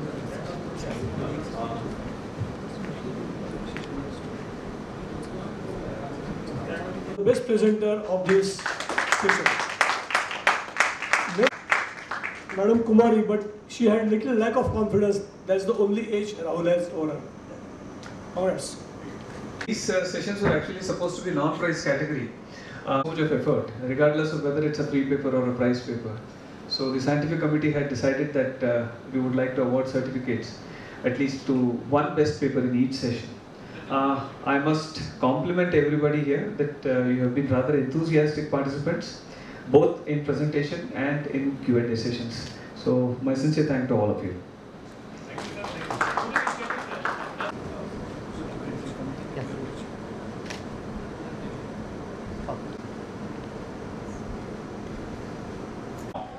It is VT now, and meanwhile these guys were discussing how to manage this patient, how to brush off this particular scenario.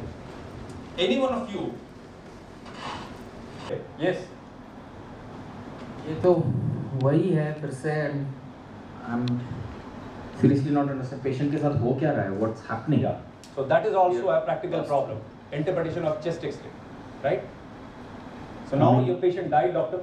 Two gentlemen, now you come back and take your seat. So this could be the scenario at your hospital also. You are, if you are PG, you are under some umbrella, but once you are out, that umbrella is gone. So whatever you do, for and so responsibility is yours.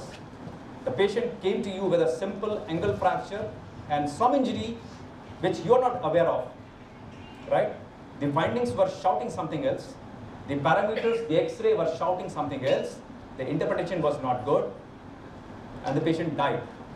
And next day, very next day, you will have a news that this particular doctor killed this patient. This poor chap was having just a simple fracture. He came walking, but they cannot revive the patient, right? So this is a mishap. What went wrong? Now I'll ask one of you, anyone, initial misfinding, and then try to answer. What went wrong? You have seen all the scenarios. One by one. Yeah, what went wrong? It seems to be a case of pneumothorax. Pneumothorax. That progressively deteriorated as there was collection of blood within the pleural cavity, resulting collection of blood in the pleural cavity. Cardiopulmonary arrest. Leading to cardiopulmonary arrest. You see, you have taken so many fancy names and terms, right? You came near to the chest, but whatever diagnosis you made was absolutely wrong, right? Yeah, but you're close. You're close. Yeah, there was some problem in the chest. Yes, you're also supposed to. Yeah. Inspection and palpation of the chest first, and then you are supposed to move ahead, right? Fine. Who else? Also right. This guy is also right. Somewhere. Yeah, please. Along with X-ray, in the initial step, there should be ECG. There should be ECG. So this guy came straight away onto the diagnosis. Dr. Supriyo wants to auscultate the chest, and you, doctor? Dr. Krishna wants to, get an ECG done, right? Now, if you look at the scenario, you have seen all the scenarios, right? All the variation in the parameters, right? You have seen the variation in the physiology of the particular patient. But these two gentlemen were more bothered about the anatomy, right? That is the biggest crime and biggest mistake. Physiology is more important. You are supposed to set a priority, and that priority is what?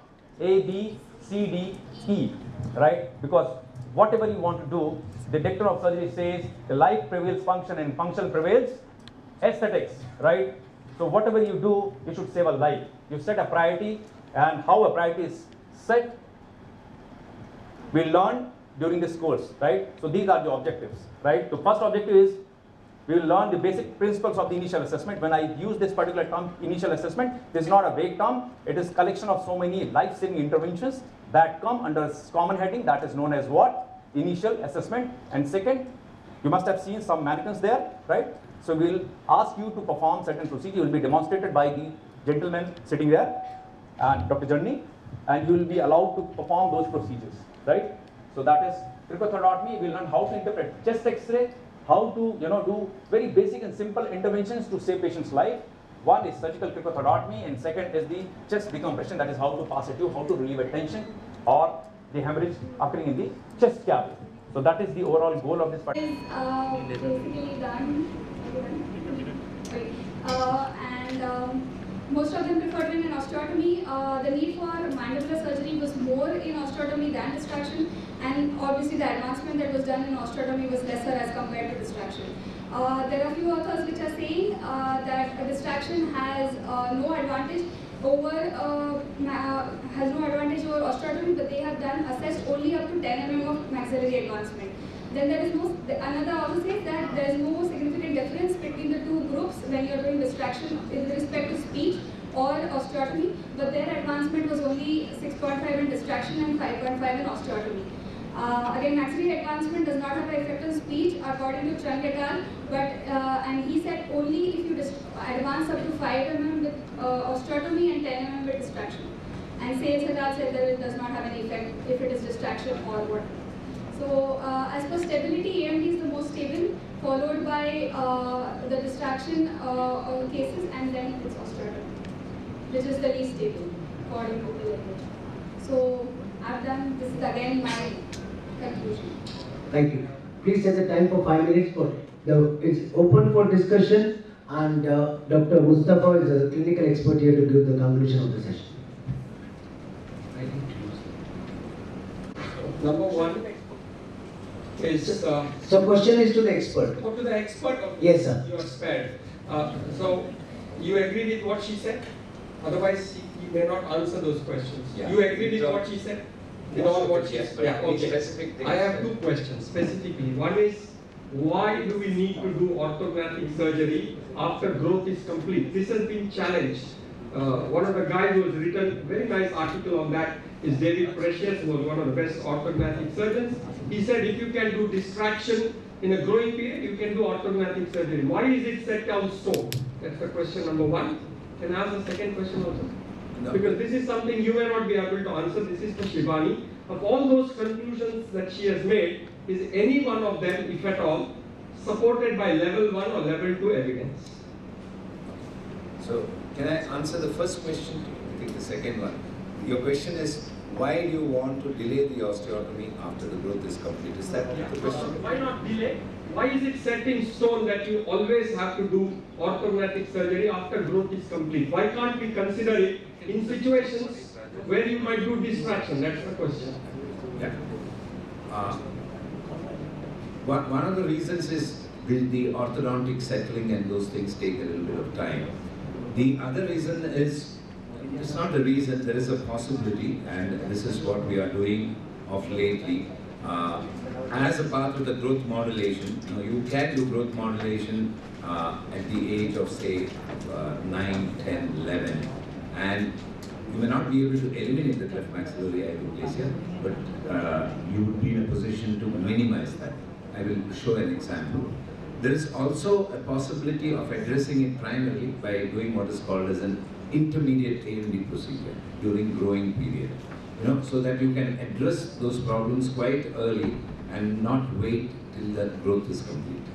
Does that answer you, Gita? No, it does not answer my question. One second. It does not answer my question because the question is, when you do a distraction or you do a AMD, you are doing an intermediate kind of treatment. It's not a final settled result. So when you do, even when you do a lip open osteotomy, you say that a settling osteotomy may be required when growth is complete.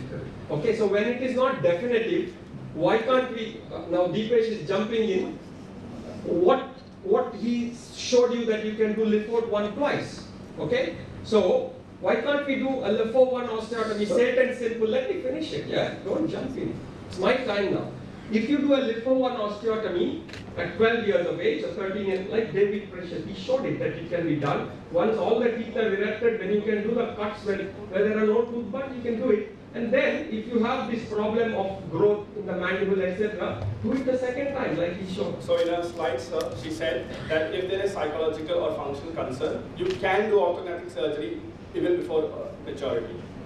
Okay, so that means it's not cast in stone. No. So the first conclusion, so therefore then you have to change that conclusion. The preferred time. No. The conclusion, the first conclusion was, the first conclusion which they started with was that you can't do orthodontic surgery till growth is complete. At that time, you should, I didn't hear that, you should have said, but there are situations. So you have to change that conclusion simply because we can't just think distraction as something that you do in the growing period but not orthodontic. That's the limited, Mustafa, do you understand what I'm saying? That if your choice is not distraction, let us say you're not equipped to do a distraction, would you then wait for that psychological trauma or whatever to persist? You will not. So what we have to say is that just like post-growth what the options are, pre-growth also the same options are there. Yes. That would have been a better conclusion. That was, yes. I didn't read that conclusion. It came in the main slide, it did not come in the conclusion. I think that's, yeah. Gita, I'll bolster the point what you said. The general principle of orthodontic surgery, if it is any advancement procedures required, you need not wait till the growth is complete. Boss, you have 2 minutes to give your clinical expert now. Opinion. Thank you. Now, however, as both of them pointed out, if there is a VPI compromise pre-existing, then it could be worsened. Always be cautious about, it will always worry me of advancing the maxilla. So therefore, in a speech compromise... This scan was done to know the mediolateral and the anteroposterior extent of the lesion. This is the coronal view. You can see the you can see the lesion which causes healing of vocal cortex, and the lesion, it crosses the midline. On clinical and radiological examination, a provisional diagnosis of benign odontogenic tumor was made. The differential diagnosis include alveolostoma, CEOT, and ossifying fibroma. As the lesion was of very large size, incision biopsy was carried out. The histopathological examination shows amedulastic follicles contain stellate reticular cells in the center, lined by the tall columnar cells in the periphery. The overall feature was suggestive of plexiform amedulostoma. Thus, the histopathological examination confirmed the diagnosis of plexiform amedulostoma of left side of the mandible was planned. All the routine investigations were done along with the 2D echo and color Doppler of the right and the left. Minimal defect or as extensive as possible depending on the extent of the cancer. So reconstruction protocol varies depending upon the defects of the cancer. So basically, among the local flaps, there are various types of flaps that are being used, which is Karpanzig flap, Abbey-Estlander, Bernard-Barrow, and nasolabial flap depending on the position and the extension of the defect. So in ladder of reconstruction, first is the local flaps, then we go to the regional flaps, then we go to the free flaps. So modifications and combinations of these various local flaps will help in an aesthetic outcome and also helping in the function of the oral aperture and sensation of the lips being maintained. So the lips comprises of 3 layers, which is the skin, the muscle and the mucosa. So reconstruction of all these three layers is important in completing a reconstruction and attaining a maximum oral aperture as possible, maintaining oral competence, maintaining the motor function of orbicularis oris to efficient mobility of the lip, and maintaining the sensation of the lip. aesthetic and functional outcome of local flaps being used in reconstruction of lip. And local flaps were being used for lip reconstruction. So in case 1, so this lady presented with a swab. See, this is the list. These are the procedures which are supposed to be done in a trauma setup, and this is not very much, complicated thing which you cannot do as a maxillofacial surgeon. What have you done? You are supposed to protect and secure airways. You know how to intubate patient. I'm sure you must have been, doing this during your residency posting, right? If not, you can do the cribothoracotomy. That is surgical airway of choice. Second, venting oxygen at 50 liters, 4 liter, 5 liter, 10 liter. Forget all these things. How much? Maximum. How much is the maximum? That is 50 liter. Any and every trauma. Guys, stop bleeding. You can apply pressure pack. You can infuse. You can secure an IV line. That is not a rocket science. Crystallite and blood resuscitation. And finally protect the hypothermia. So there is no rocket science involved. Just small things you are supposed to take care of, right? So from now, I will invite Dr. Vishal Kulkarni, Lieutenant Vishal Kulkarni, to start from the adjunct. See, all the science must be supplemented with the adjunct. So these are equally important as the physical science. Colonel Vishal. Sir.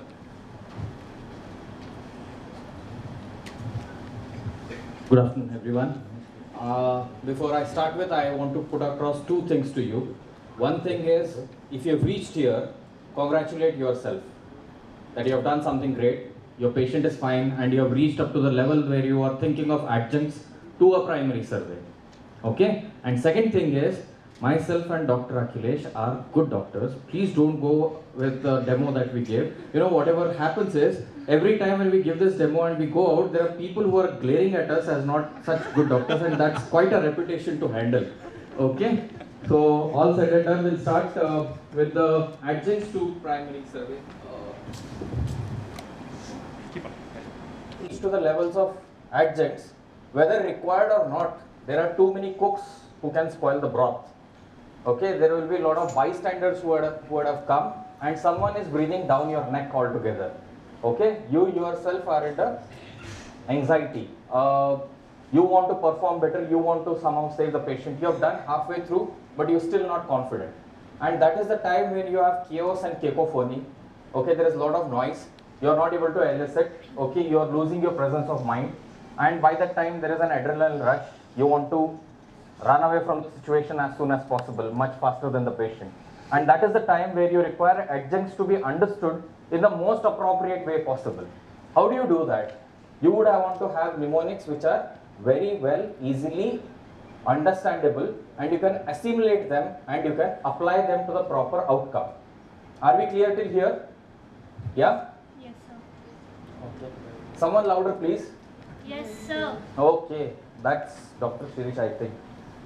Okay, what is this? The first, yeah.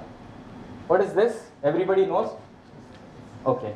Don't get panicked when you see an X-ray like this, which does not belong to the maxillofacial region.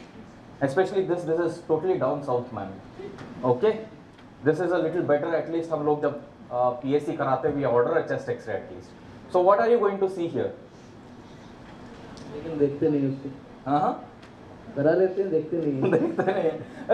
That's one more. That's the point that I wanted to put across at the end of the session. Whenever you have ordered one, at least अगर आप 10 लोगों का कर रहे हो तो एक chest X-ray अब से पढ़ना शुरू कर लेना. I will try to make it very easy for you. Okay, it's not rocket science. And basically, the adjuncts to primary survey are two X-rays that you want. That is a chest X-ray and the pelvis. Okay, chest X-ray is understandable. आपका B आता है second priority, है ना? A also, A and B, they take care of two priorities. Okay, and next is a pelvic X-ray. Why do you want a pelvic X-ray then? Anybody? No prizes for guessing. Yeah, you have a hip fracture. What will it do? It bleeds like a tap actually. There's a huge amount of bleed, and that is going to compound your effect of the resuscitation. You would have felt that you're doing right, but your patient is not helping you out. That's because your pelvic fracture is giving out a lot of blood and your vitals are going haywire. Point taken? Okay, what else do you want to do? Anybody? The long form of FAST? Focused? Abdominal sonography. She's close. She's close. Yes. It is focus, assess, sonography for trauma, and there is something called as a E-FAST, which is extended fast. Okay? Now what is fast? You should have a ultrasound machine. It's again not rocket science. If a technician can do it, we are maxillofacial surgeons, we can very well do it. Okay? And do it you will. Okay? Hence to fourth. You are going to place the probe on the Xiphis, just below the Xiphis sternum, and usually it looks white. If you are going to look at it as a black colored structure, yes, there is blood collected. You are checking for blood which is getting collected in the pericardial sac or otherwise. What is secondary survey? Anyone from the audience? Head to toe examination of the patient. Good. Anything else? Ample. Good. Anything else? So when should we proceed for the secondary survey? कब करना चाहिए? Anyone?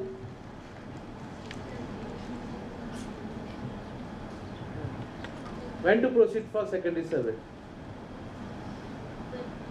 Primary school से secondary school में कब जाते हैं हम? जब प्राइमरी स्कूल पास कर लेते हैं. सिंपल. तो जब आपने प्राइमरी सर्वे पास कर लिया, then you will go for secondary survey. That means your patient is stabilized. Your patient is stabilized. You have passed your primary survey. Either you have passed your primary survey, your patient is stabilized, all parameters are stabilized, he is normal, then you have to proceed for secondary survey.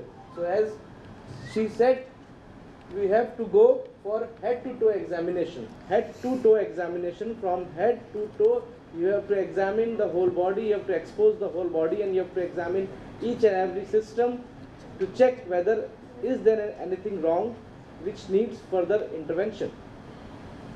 Then you have to take complete history and physical examination. Physical examination is your part. What about the complete history? Who will give the history? In a trauma patient, who will give the history? Patient is intubated. Who will give the history? Patient is not going to give the history. The accompanying person will give the history. The person who brought him of consciousness. What does it mean? OOC is orthokeratinosis, that means conservative. OKC, that means it is parakeratinosis. Your treatment has to be aggressive. Is it okay, sir? Yeah, that was the point I was trying to make, because yes, sir. Very often I see patients who have been treated for lesions without an incision biopsy, and sometimes I see so-called ameloblastoma also being excised today without doing an incision biopsy. I think it's a very dangerous trend, because just looking at the histology or its known behavioral pattern, your management might change. Yes. And this is just a plea to everybody who works to do incision biopsy. Incision biopsy is mandatory, because when you say orthokeratinosis, it usually occurs at a later age. Both the things occurs at ramus of the mandible, and both are, in orthokeratinosis it is unilocular, but whereas parakeratinosis it is multilocular. There are clear-cut differentiations between both of them. One is aggressive, and the orthokeratinosis, the recurrence rate is just 2.5, whereas parakeratinosis, the recurrence rate is 40%. So these parameters are already laid down. So biopsy, incisional biopsy is mandatory. Because this is the one which I focused even the most controversial thing is this the one, and this is required. Incisional biopsy is mandatory. Any other questions?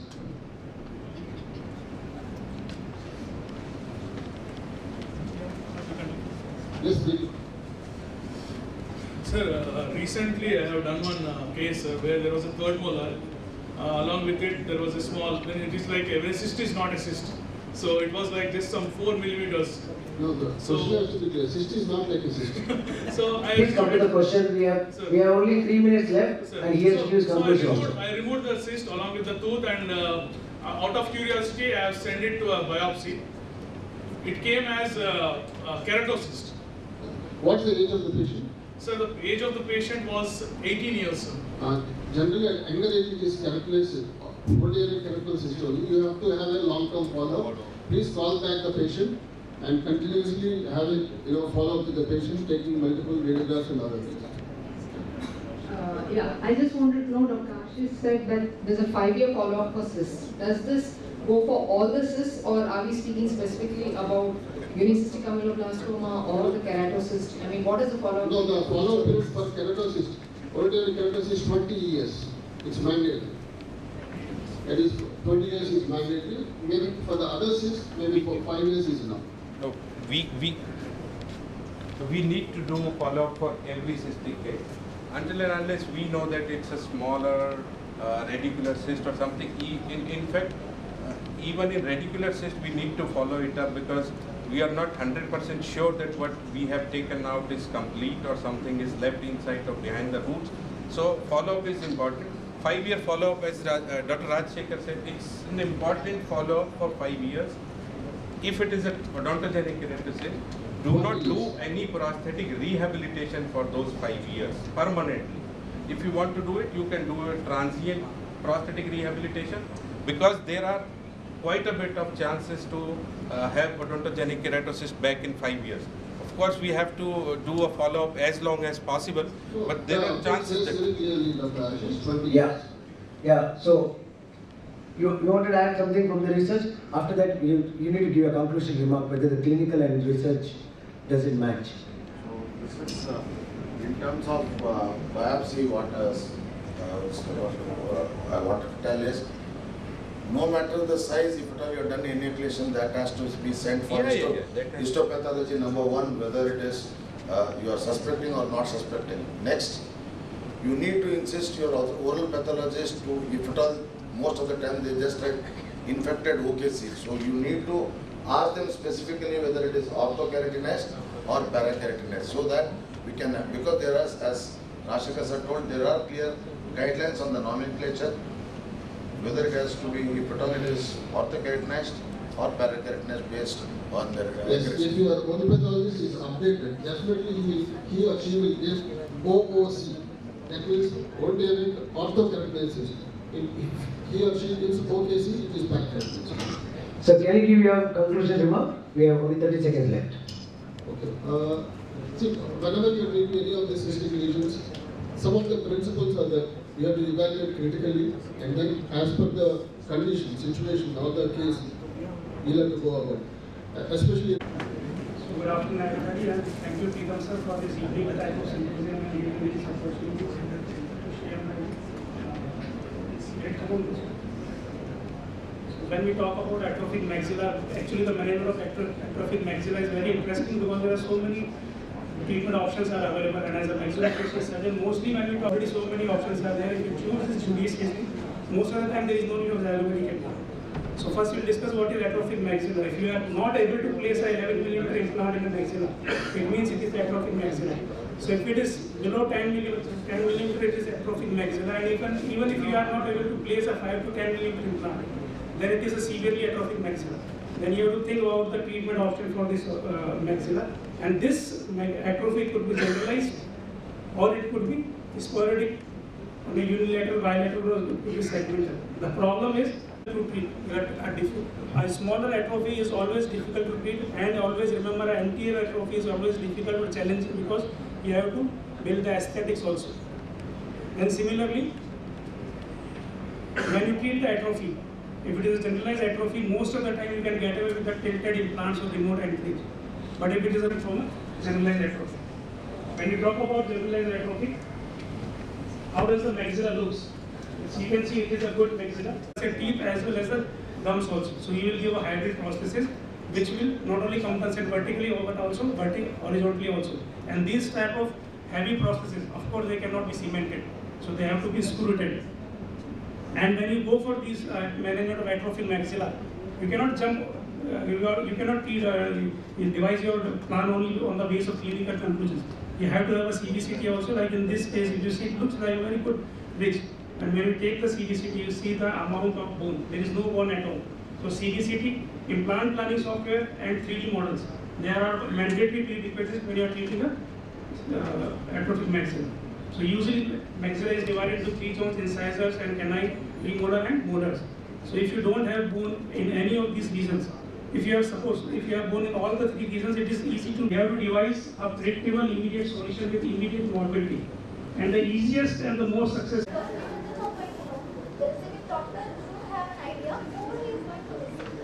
Third one, next thing is very important thing, repeating primary survey. As sir said, re-evaluation. Re-evaluation is important because most of the patients, they come, they are fine, as we have seen in our case also, but they keep deteriorating. So repeating a primary survey is also very important. So let's go for a very quick recap. First one is 4 questions, 3W and 1H. First one is where to send the patient, that is levels of trauma center, and when to send the patient, that you know, after primary stabilization. And how to transfer the patient, we have to talk to the receiving hospital. There are few things that they must make sure, like the temperature of the room. They must have, first of all, they must have a bed available for the patient, and the fluids also. As sir said, there is risk of hypothermia. So the fluids also, it is done in higher centers. Fluids are warmed to 39 degrees Celsius before the patient arrives, so that everything, because already there is a delay that patients are taken from the time delay of transportation. So we have to compensate it by already speaking to the nurse or whoever is there and making them understand the situation, and so that they are ready and immediate care is given to the patient. Where we have done, and when to transfer, you know, where to transfer, how to transfer, and which patient to transfer. Which patient is very important. It is based on the extent of injury of the patient and the capability of the institution, right? So that's it from me, and now I hand over to Dr. Mathis. Thank you. This is also important. Yeah, from the initial case scenario to the transfer, so far as we have discussed almost everything in a nutshell about ATLS, what is ATLS all about. So any questions so far? I'm sure you must be having flooded with the questions if you are following us. Otherwise, let's move forward. No questions so far? Everything is clear? Fine. So this was all about the initial assessment that we started from the preparation, then primary survey, revaluation, then once the patient was spliced, once the patient's parameters, and now you say, how would you like to proceed with this particular patient, provided you are the primary healthcare provider reaching at this site? Do you look at the mandibular fracture, or you like to see the airway first? It is the airway. Then you are supposed to move on to the breathing and ventilation part. C comes third, D comes fourth, and exposure. This is not a proper management for doing the surgical therapy, but we have tried to draw. So what do you feel this? What is this structure? In layman, what is this? Laryngeal prominence, Adam's apple, or thyroid cartilage. Just below thyroid cartilage you have a cricoid cartilage. Thyroid cartilage, just below that you have cricoid cartilage. Thyroid, cricoid.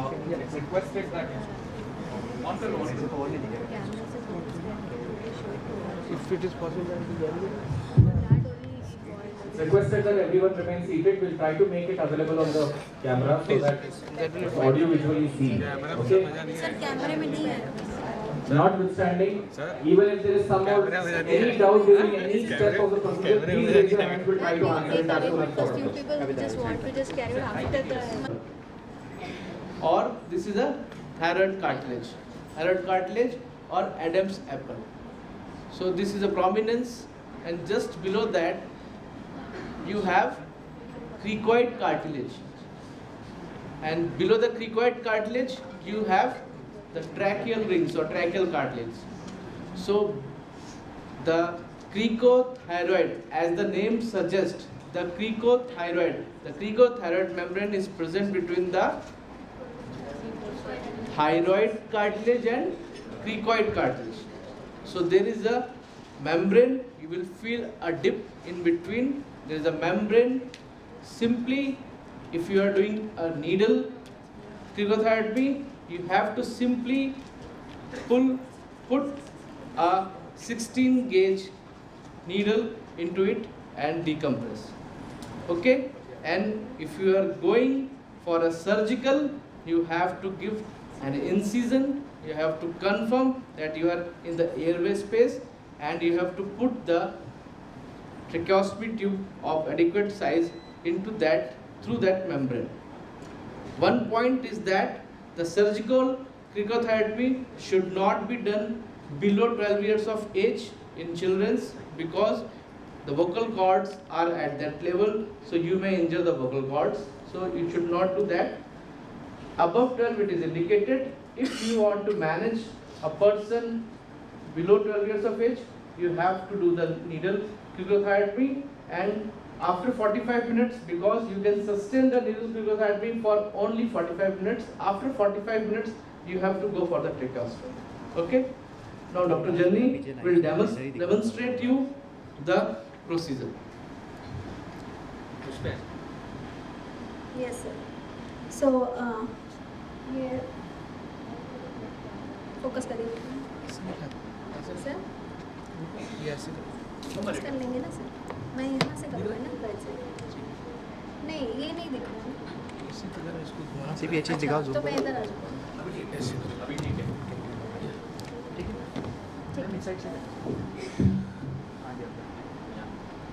So first what we have to do, the position of the patient. Position should be, the neck should be extended.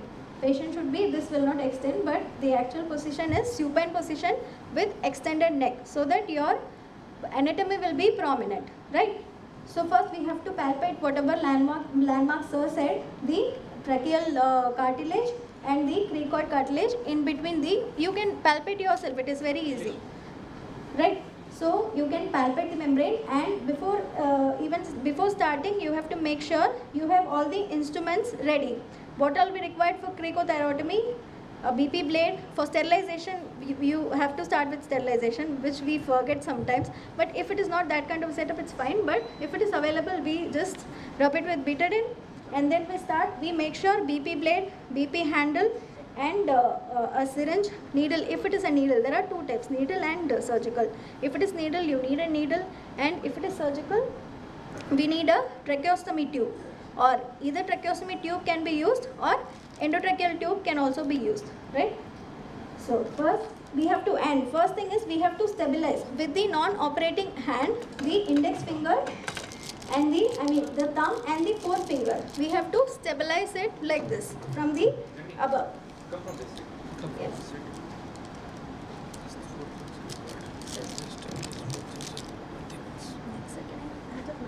Color mic. That is not. Color mic. Okay. So. You speak. Extra. So we have to hold it like this. Take it like this. अच्छा. तो मैं यहाँ से करूँगा. ठीक है. So we have to hold it with the non-operating hand, with the thumb and the forefinger, and your blade will be on your right hand side when the region, and you will palpate the membrane with your index finger, right? When we palpate the membrane, the same region, we are marking a 2 to 3 centimeter vertical incision. If it is an emergency condition, we have to go for a vertical incision. And if it is we prefer in, if we go for horizontal incision only in planned thing.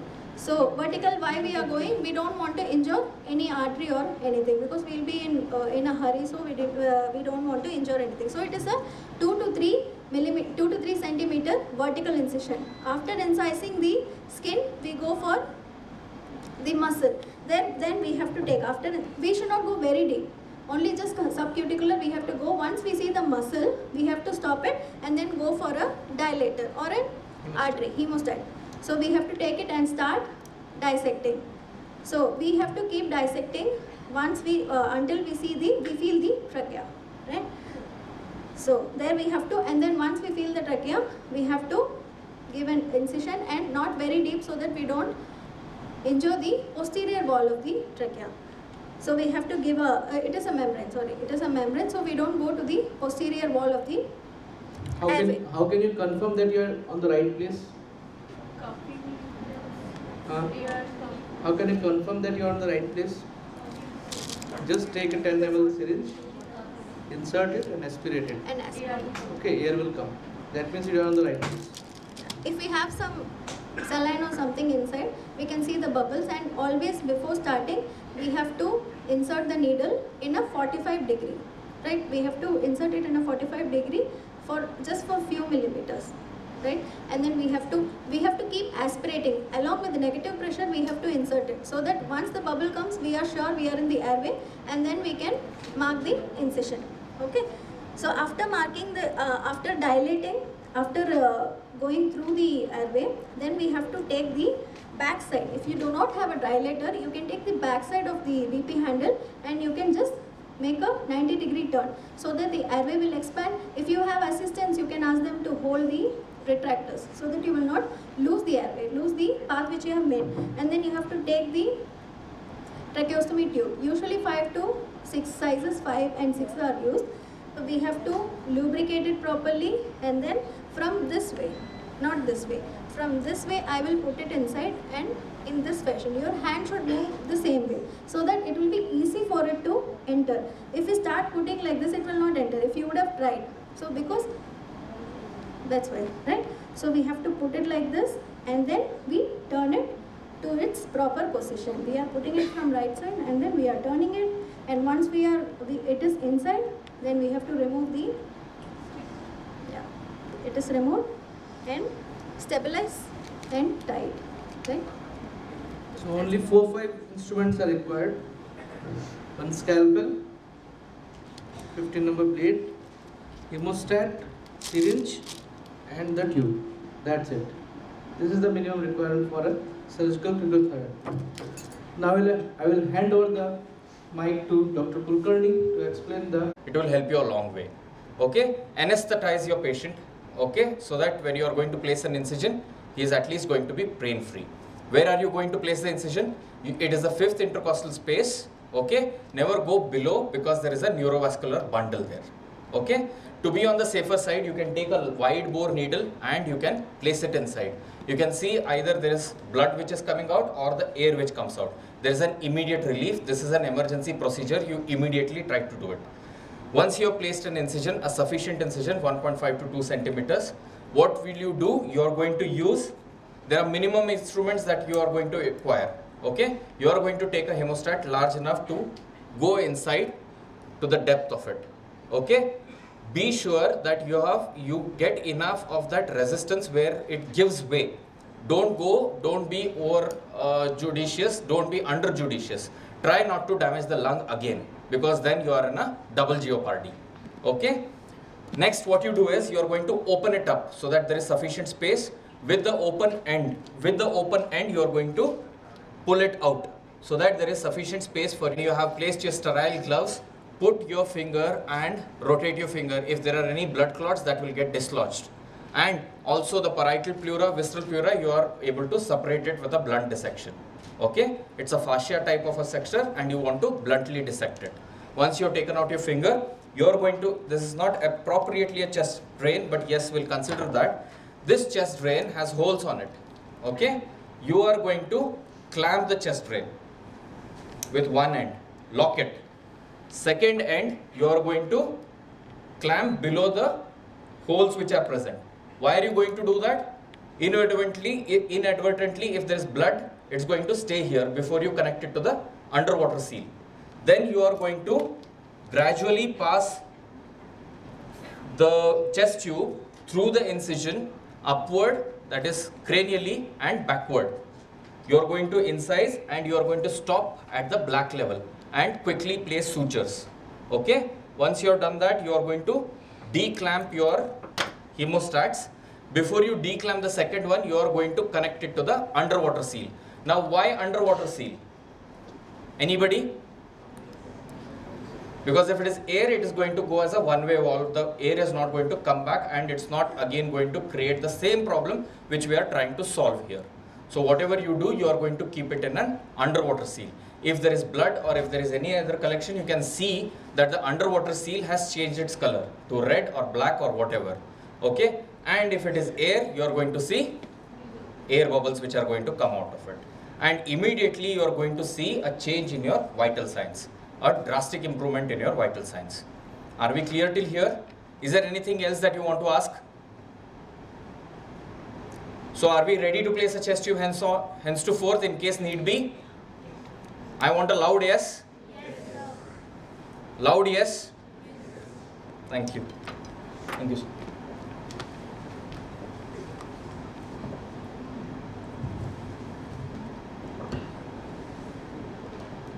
Few more points about chest tube placement. How to locate that fifth intercostal space, first of all, right? How to locate that?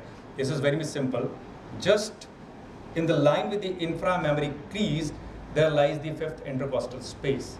So there should be no confusion, right? Right? Just in the line with the inframammary crease, right? There lies the fifth intercostal space, and you are supposed to incise just anterior to mid-axillary line. That's it. Your incision should be limited just to skin and subcutaneous tissue. Beyond that, you're not supposed to insert your knife. Beyond that, you are supposed to do a blunt dissection. Once, if the patient is having tension pneumothorax, once you puncture the parietal pleura, you will hear sudden gush of air coming out of that opening, right? And you will, if the patient is conscious and is having developing tension pneumothorax, you will see sudden relief on patient's face, right? That is an actual emergency. So initial dissection with the finger, right? As Dr. Kulkarni said, you are supposed to release the adhesions, right? And then you are supposed to pass a tube. Sometimes what happens, if your preparation is not good enough, you need to buy some time because it's an actual emergency, and tension pneumothorax is a clinical diagnosis. It's a clinical diagnosis purely, initially. Don't wait for a chest x-ray to come. Once you have a suspicion that patient is having a tension pneumothorax, you're supposed to relieve it. So suppose you are not having your surgical instrument by the side, you want to buy some time, you can decompress the chest with needle. So that is known as what? Needle decompression of the chest, right? Again, in an adult, the site for needle placement is same site, that is fifth intercostal space anterior to mid-axillary line. How do you locate that fifth intercostal space? Just in the line with the inframammary crease. Simple, right? Now, how much should be the diameter of the cannula, needle? So for pediatric population, it's said 16 to 18 gauge needle, right? Over a catheter needle rather. And for adult, it is 12 to 14 gauge. How much? 12 to 14 gauge for adult, and pediatric population 16 to 18 gauge. Am I clear? Right? Now there are certain points in it, right? You are supposed to load that needle onto a syringe filled with saline, right? So you are supposed to load it, pass it, and then try to aspirate. It is not always that you enter the parietal pleura or somewhere else. So once you aspirate, you can see air. That means you are at some point where the air is there, in tension pneumothorax particularly. So once you pass your catheter, once the skin and subcutaneous tissue and the resistance is passed, you are supposed to withdraw the needle, and rest of the catheter should go in exactly the way you pass a IV cannula. Once you enter a vessel, you are supposed to withdraw the needle and then pass the cannula, catheter, plastic catheter, exactly the similar way, right? And then it is connected with something, right?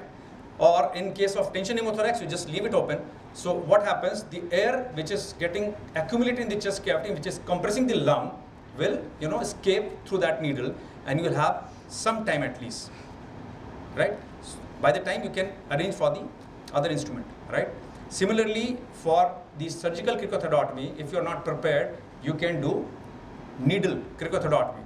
Same site, same membrane. It is not a rocket science. You can palpate your own cricothyroid membrane just below the thyroid cartilage. In between the thyroid cartilage and the cricoid cartilage, there lies a membrane, right?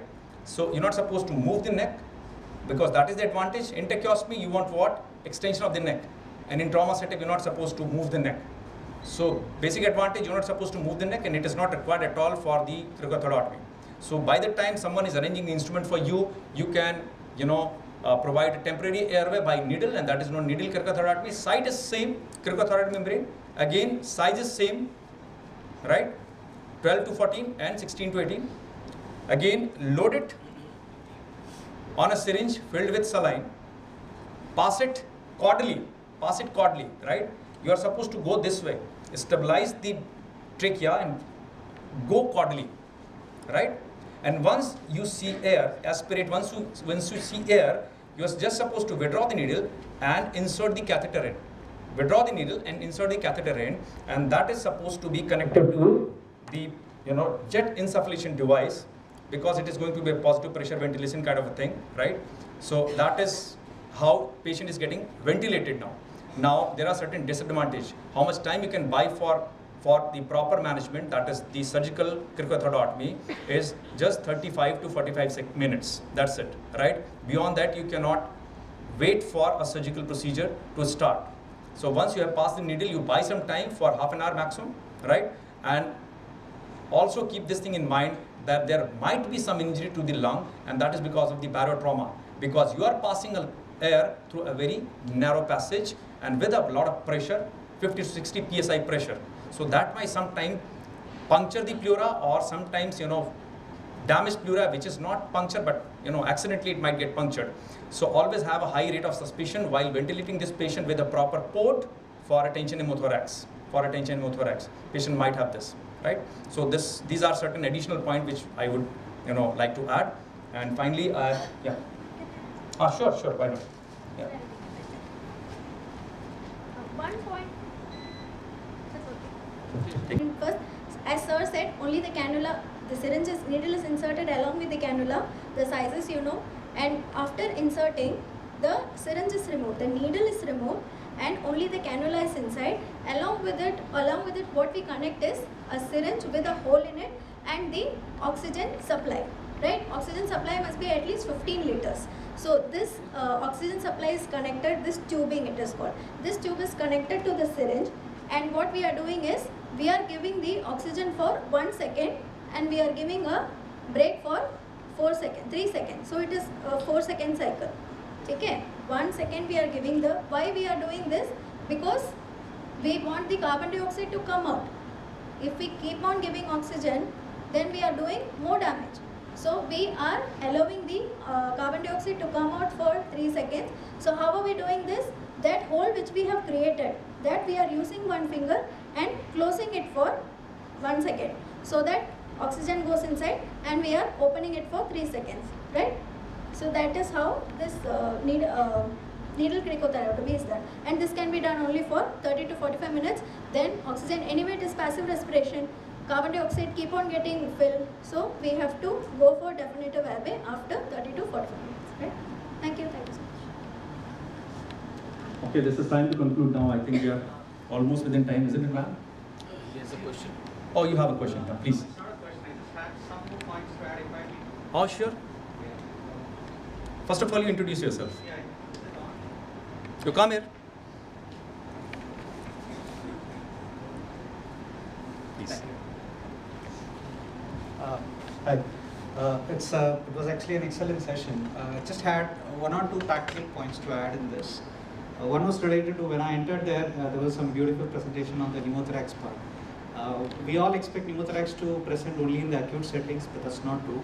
Even without a rib fracture, people with a blunt trauma to the chest, high impact traumas, they do sometimes present delay. So one thing, as in ATLS, one important stuff is to keep monitoring your patient for your symptoms. Mostly they complain of not being able to sustain a supine position. They kind of prefer a more seated position. Maybe after 2 or 3 days also a pneumothorax may present. You may actually end up with it. The second thing is with respect to the thoracostomy, the drainage rate, very rapid drainage of your pneumothorax or a hemothorax can rarely lead to a pulmonary edema. Rapid re-expansion pulmonary edema is a possibility. That's a fatal complication. So, it may present within 1 or 2 hours after placement of the chest tube. So initially, after you place your chest tubes, you go for your chest X-rays, you see the expansion, you see the monitoring and stuff. But you also look for clinical signs and symptoms. Patient may present with dyspnea, with symptoms of pulmonary edema and such. So if that is the case, you'll have to actually, go in for such ICU type management. So your management of your chest trauma in these cases, airway management doesn't stop with just the the acute management there. It also has some other aspects which you need to take into account in case of, it happens in, may not be very common, it does happen, but we have had 2 or 3 cases like that, where there has been delayed presentation, no, rib injury, possibly just some ecchymosis or, some kind of, redness in the chest, that's all there. The chest is all clear in the first X-ray. All clear, patient comes into the ward. After 3 days, patient is starting to have, these symptoms. And it was a nightmare because I'll tell you, radiologist was refusing to actually, get a HRCT. CTVS wanted a HRCT and, he was just actually knocked out there. So it might happen. But the moment they saw the HRCT, we just get a call. I got a call from my JR stating that the CTVS, resident is coming in 5 minutes. They want us to be prepared. And then we knew, something is, definitely, something really grossly wrong. So such a thing can happen. Only the 2 takeaway points is look for it, keep evaluating the patient again. The second one is rapid decompression, rapid re-expansion of the chest can rarely lead into pulmonary edema, which could be fatal. Those are only 2 points. Thank you. Thank you. Thank you, doctor. Thank you. Thank you for your valuable inputs. But in ATLS, yes, we are following this. Yeah. That is evidence-based. And the rate of developing pulmonary edema is quite lesser than rate of, fatality and mortality. So it is evidence-based, right?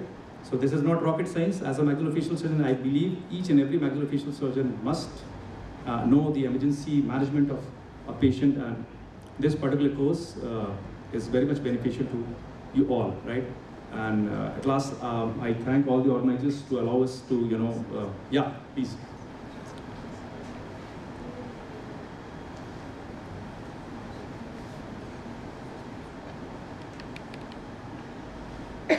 Mic is working. Not working. Those mics are working. Yeah. First of all, sir, I would like to introduce myself. Please. I'm basically resident GR2, Maxillofacial Surgery, Dental College, Shimla. I'm also in service candidate, sir. And I have seen a patient who died in front of me because of this tension pneumothorax. Okay. So that was really a big regret for me also because I could not do anything. Most of the MOs were not at the civil hospital because they had a NEET examination. So I was handling whole of the OPD that day. And one of my AMO, Ayurvedic medical officer, he was also accompanying with me. He was also very new to this thing. And though I have read about this thing, these 2 procedures what you just now illustrated, this chest tube, how to decompress the chest with the needle and all. But I could not do because I was not aware about the legal aspects. Many of the delegates, PG delegates sitting here might be working in government sector like me also. So I would like to know some legal aspects regarding this. Yes. Till far posted in emergency department, like I'm doing my MDS, so I have a lot of people supporting me, like pulmonary. I got your question. But what is the legal aspect? I got your question. If I'm posted in periphery, I got your question. how should we? May I answer? Yeah. Thank you. See, first of all, as a maxillofacial surgeon, if you can operate on the chest, you can harvest a PMMC flap, you can harvest a rib graft. If something goes wrong, it is expected from you that you are able to pass an intercostal drainage. Why not you can do it in a trauma setup if the patient is dying in front of you? There's no legal question against you if you do such procedures. If you are doing tracheostomy as an oncosurgeon, as a part of your surgical steps, why can't you do a surgical cricothoracotomy, which is a much more simpler procedure, and that is a life-saving procedure for you. So as per law also, you're free to perform these procedures provided you can justify those, right? So there is no legal action taken against you if you do such things in an emergency setup and if your patient is dying in front of you, right? Actually, I also had such kind of experience, though I was not available there. I was not there at the site, but yes, there was a casualty. And after, pursuing this course, I recapitulated. I asked my resident, long back, what was the presentation and how it happened. And those presentations were quite similar to tension pneumothorax, and they said that the patient was constantly cribbing that I am not able to breathe, I am not able to breathe. But yes, he was vocalizing well, he was ambulatory, so everyone thought the patient is fine. And all of a sudden, these things happen suddenly and drastically. And when the patient collapsed, patient was shifted onto the ventilator. The problem is, we don't have anesthetist every time by your side. That is the problem. So patient was shifted onto the ventilator by XYZ and he died. Poor kid died. And that was a tension pneumothorax. Right? So there is no legal issue against you if you perform this procedure, right? As an oncosurgeon, if you can do a fibula graft, you can do all those things. You can pass a tube, chest tube, in case of pleural puncture while harvesting rib. Why can't you do a chest tube placement, right? So there is no legal issue against you, right? Is it clear? Do we call a urologist for urinary catheter placement? Anyone? In your OT, suppose you want to place a urinary catheter routinely, do we call a urologist? Do we call a gastroenterologist to place the Ryle's tube? If you put a Ryle's tube in emergency, the court is going to punish you? So it is as simple as that. Till date, I did not did this course. I was also very much fearful about these procedures. But once you will do, once you will have a feel on the mannequin, and once you have a feel in emergency situations, it is as easier as these procedures which I told you. So you are a surgeon, don't be feared of putting an incision or putting a stab. Nothing else. Thank you.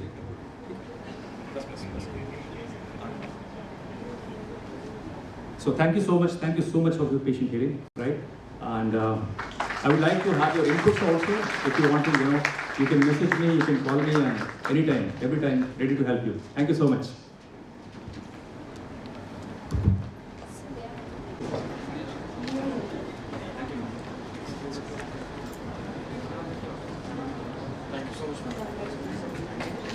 Dr. Akhilesh Kumar Singh. Yes.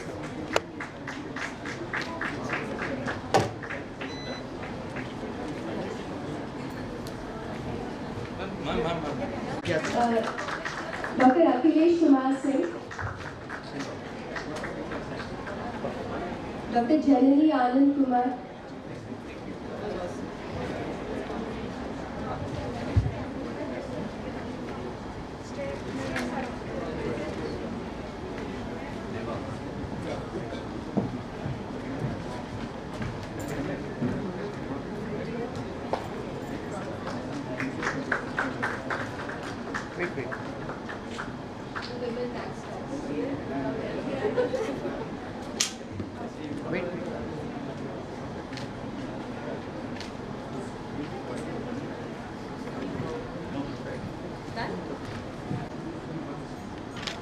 Yes, thank you. But different people must be having different type of density.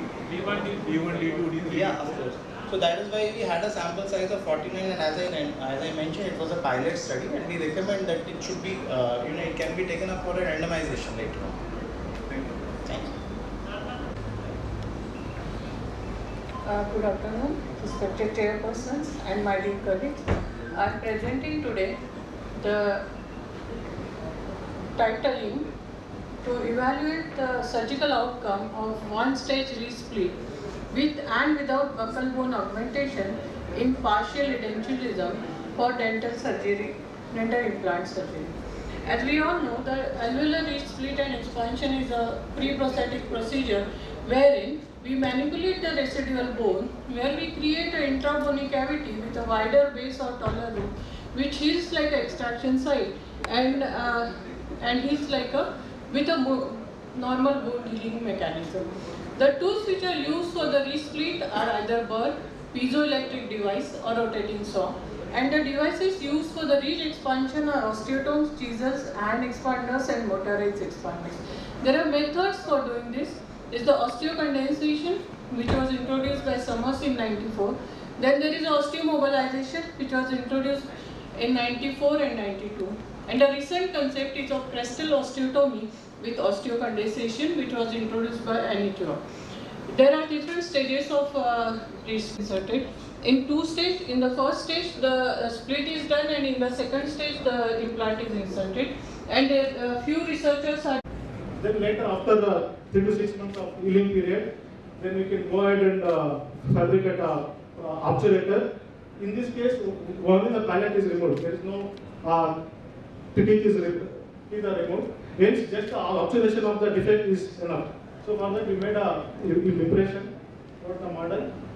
Then we just fabricated the obturator just to close the communication. Then, as I mentioned earlier, what are the surgical requirements for a prosthodontist to fabricate further prosthesis? Like I said, whenever we bring the maxillectomy cases, the inner part of the cheek should be flat with the skin graft should be used so that it provides more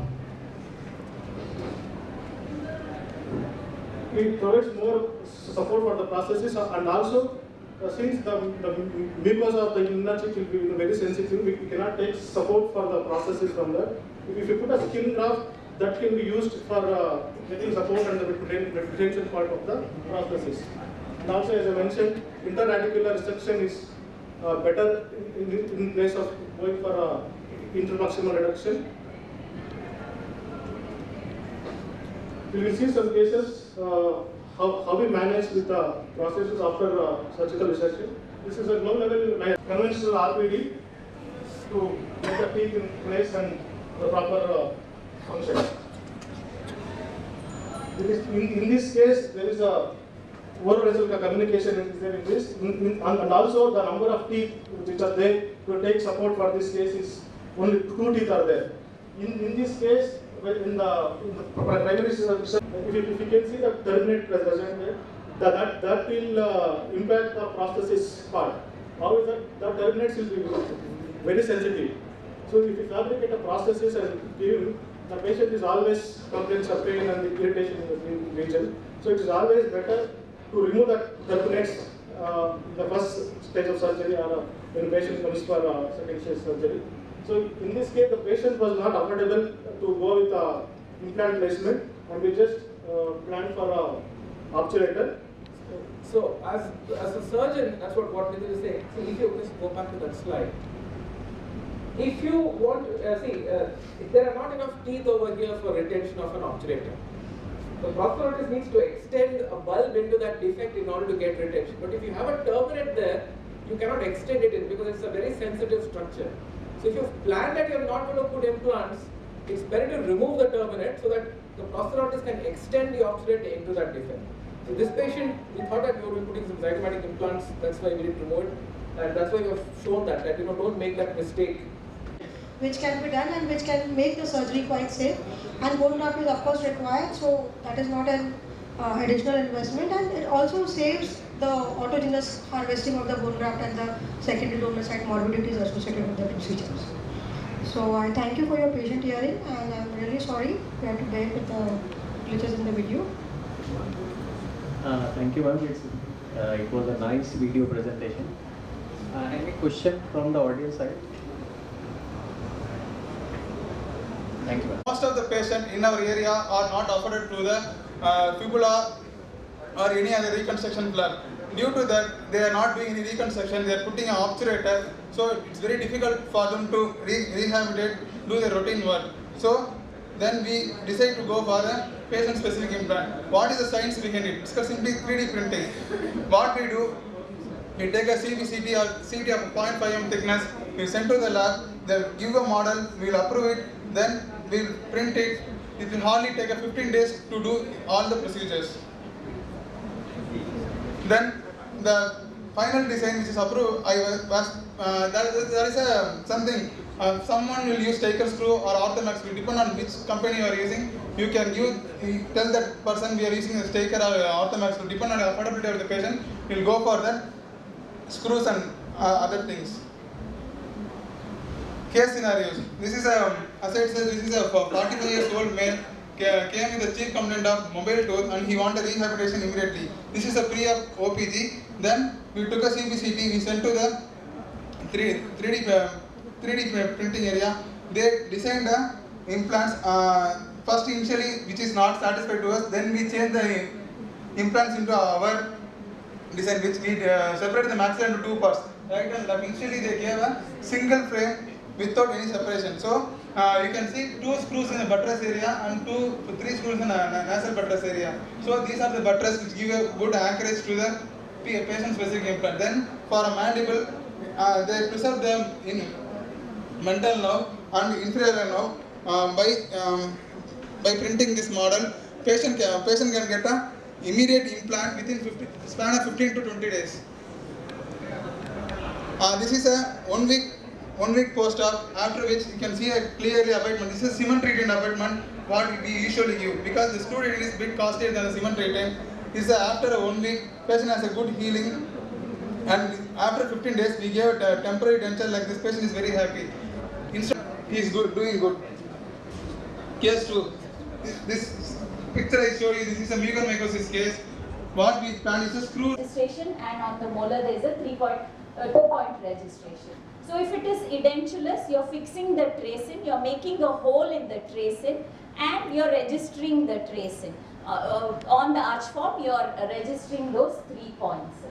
So that's how you do the registration. But you can't register 2 different teeth in the scan and then 2 different teeth in the patient's mouth. As I said, the artificial intelligence, that's why it's called artificial, it doesn't have logic. So you have to understand that. So then you feed everything into the system and you save it. Okay? So once you have saved it, the next day when the patient comes, can I go back to the presentation? The tracing in the patient's mouth, you switch on your navigation system and the navigator guides you, hands hold you with great precision through the procedure. So these are some other cases which I'll be sharing with you, where all on 4 implants, where here you see it's completely almost edentulous, only 4 teeth there, which also you're planning to extract. In such situation, as I said, this is a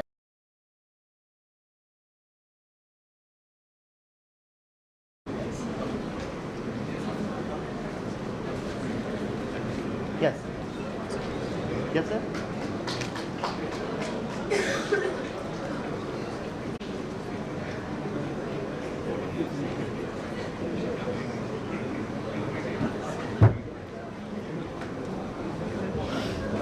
Yes. Dr. Sudhir Raj at AA.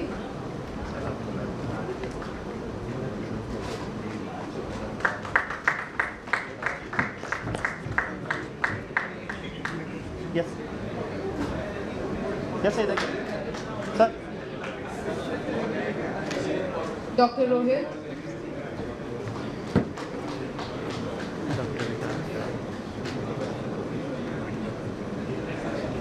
Yes. Dr. Deepak S.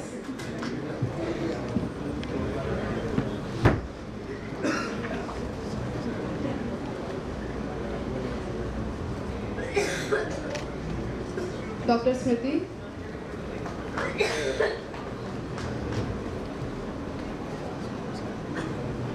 Yes.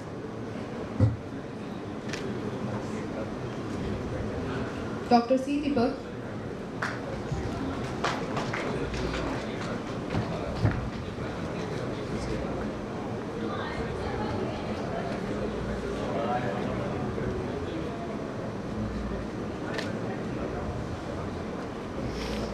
Dr. Amit Bhandari.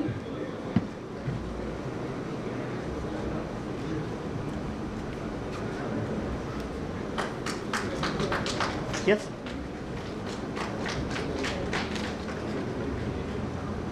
Dr. Varsha Sunil Manikar.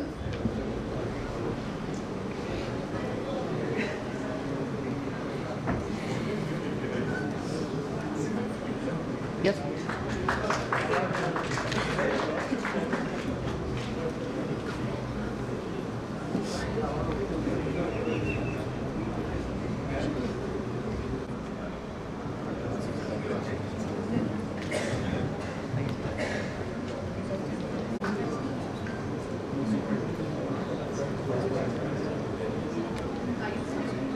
Yes.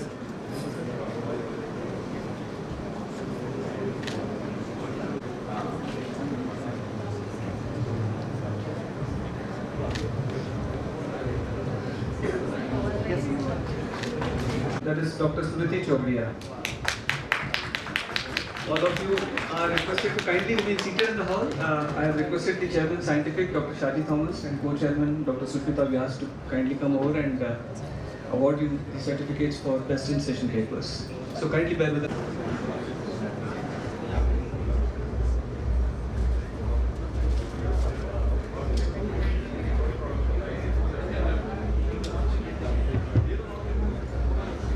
Good evening, ladies and gentlemen.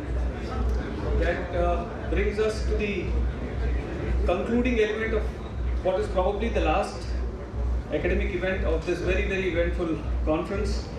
And before we proceed with the award of certificates, I would like to thank each and every one of you for turning up here with such regularity, enthusiasm, and gusto, and making this an extremely lively free paper presentation schedule over the last 3 days. All of you deserve a big round of applause.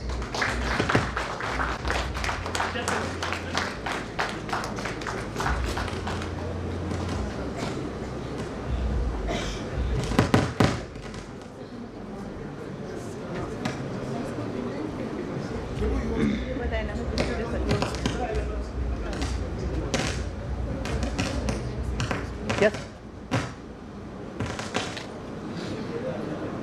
Yes.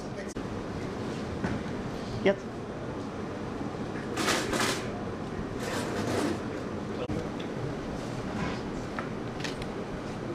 Yes.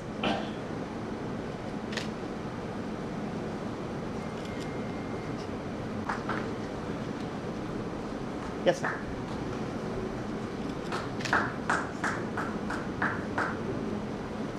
Dr. Narendra Babu BK.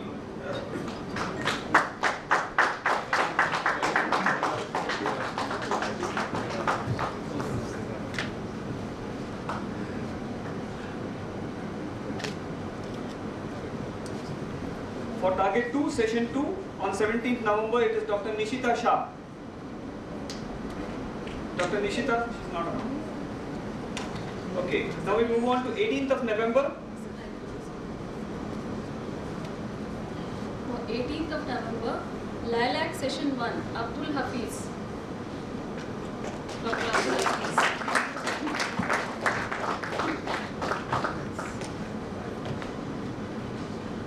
Yes.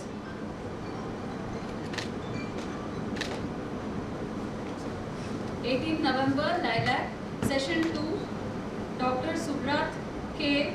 Padhire. Padhiyar.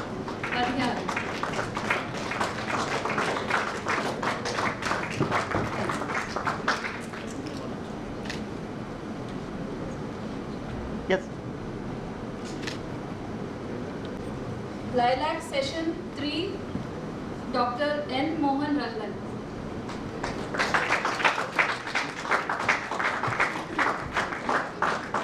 Lilac, Session 4, Dr. Haripriya Chari. Yes.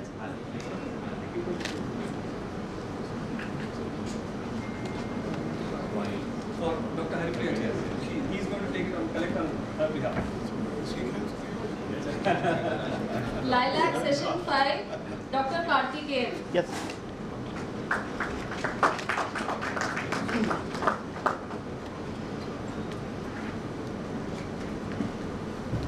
Excuse me. Yes, sir. Then we have Target 1, 18th November, Target 1, Session 1, Dr. Vishal Kulkarni.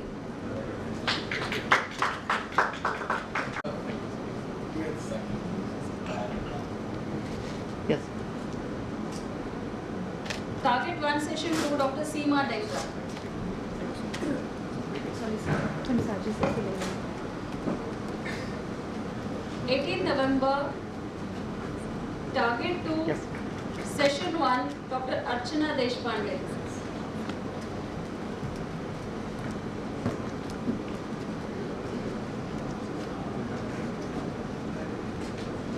November, Target 2, Session 2, we have Dr. Vijay Lakshmi.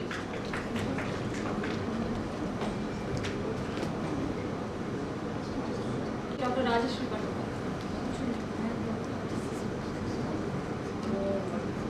Lilac, Session 2, Colonel Ravindra Singh Semi.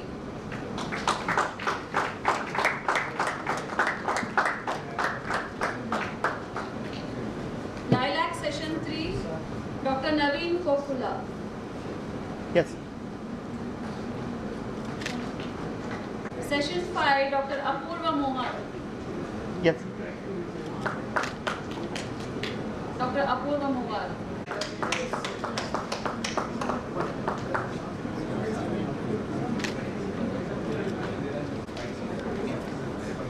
Target 1, Session 2, Colonel Rahul Menon.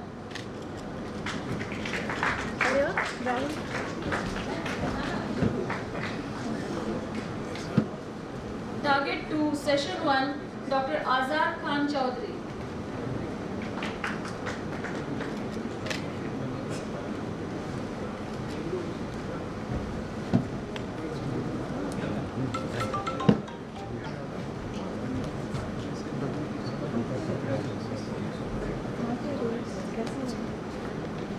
Yes. Target 2, Session 2, Dr. Smriti Chordia.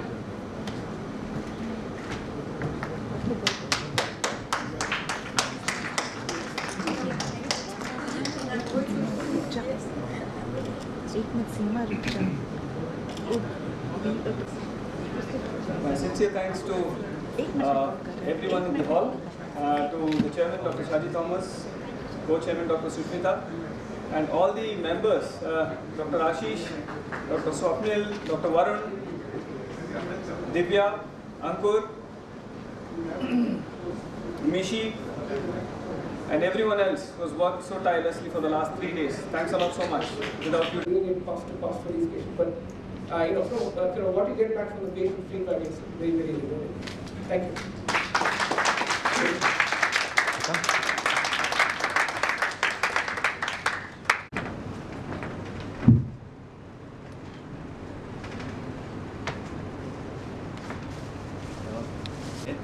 Sir थोड़ा सा आगे आइए. Yes. So let's suggest a modification of this one. Oh, yes.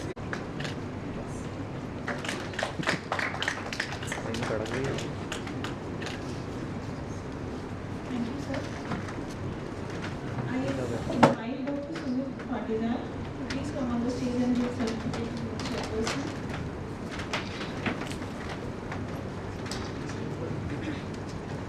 Yes, sir. Wait.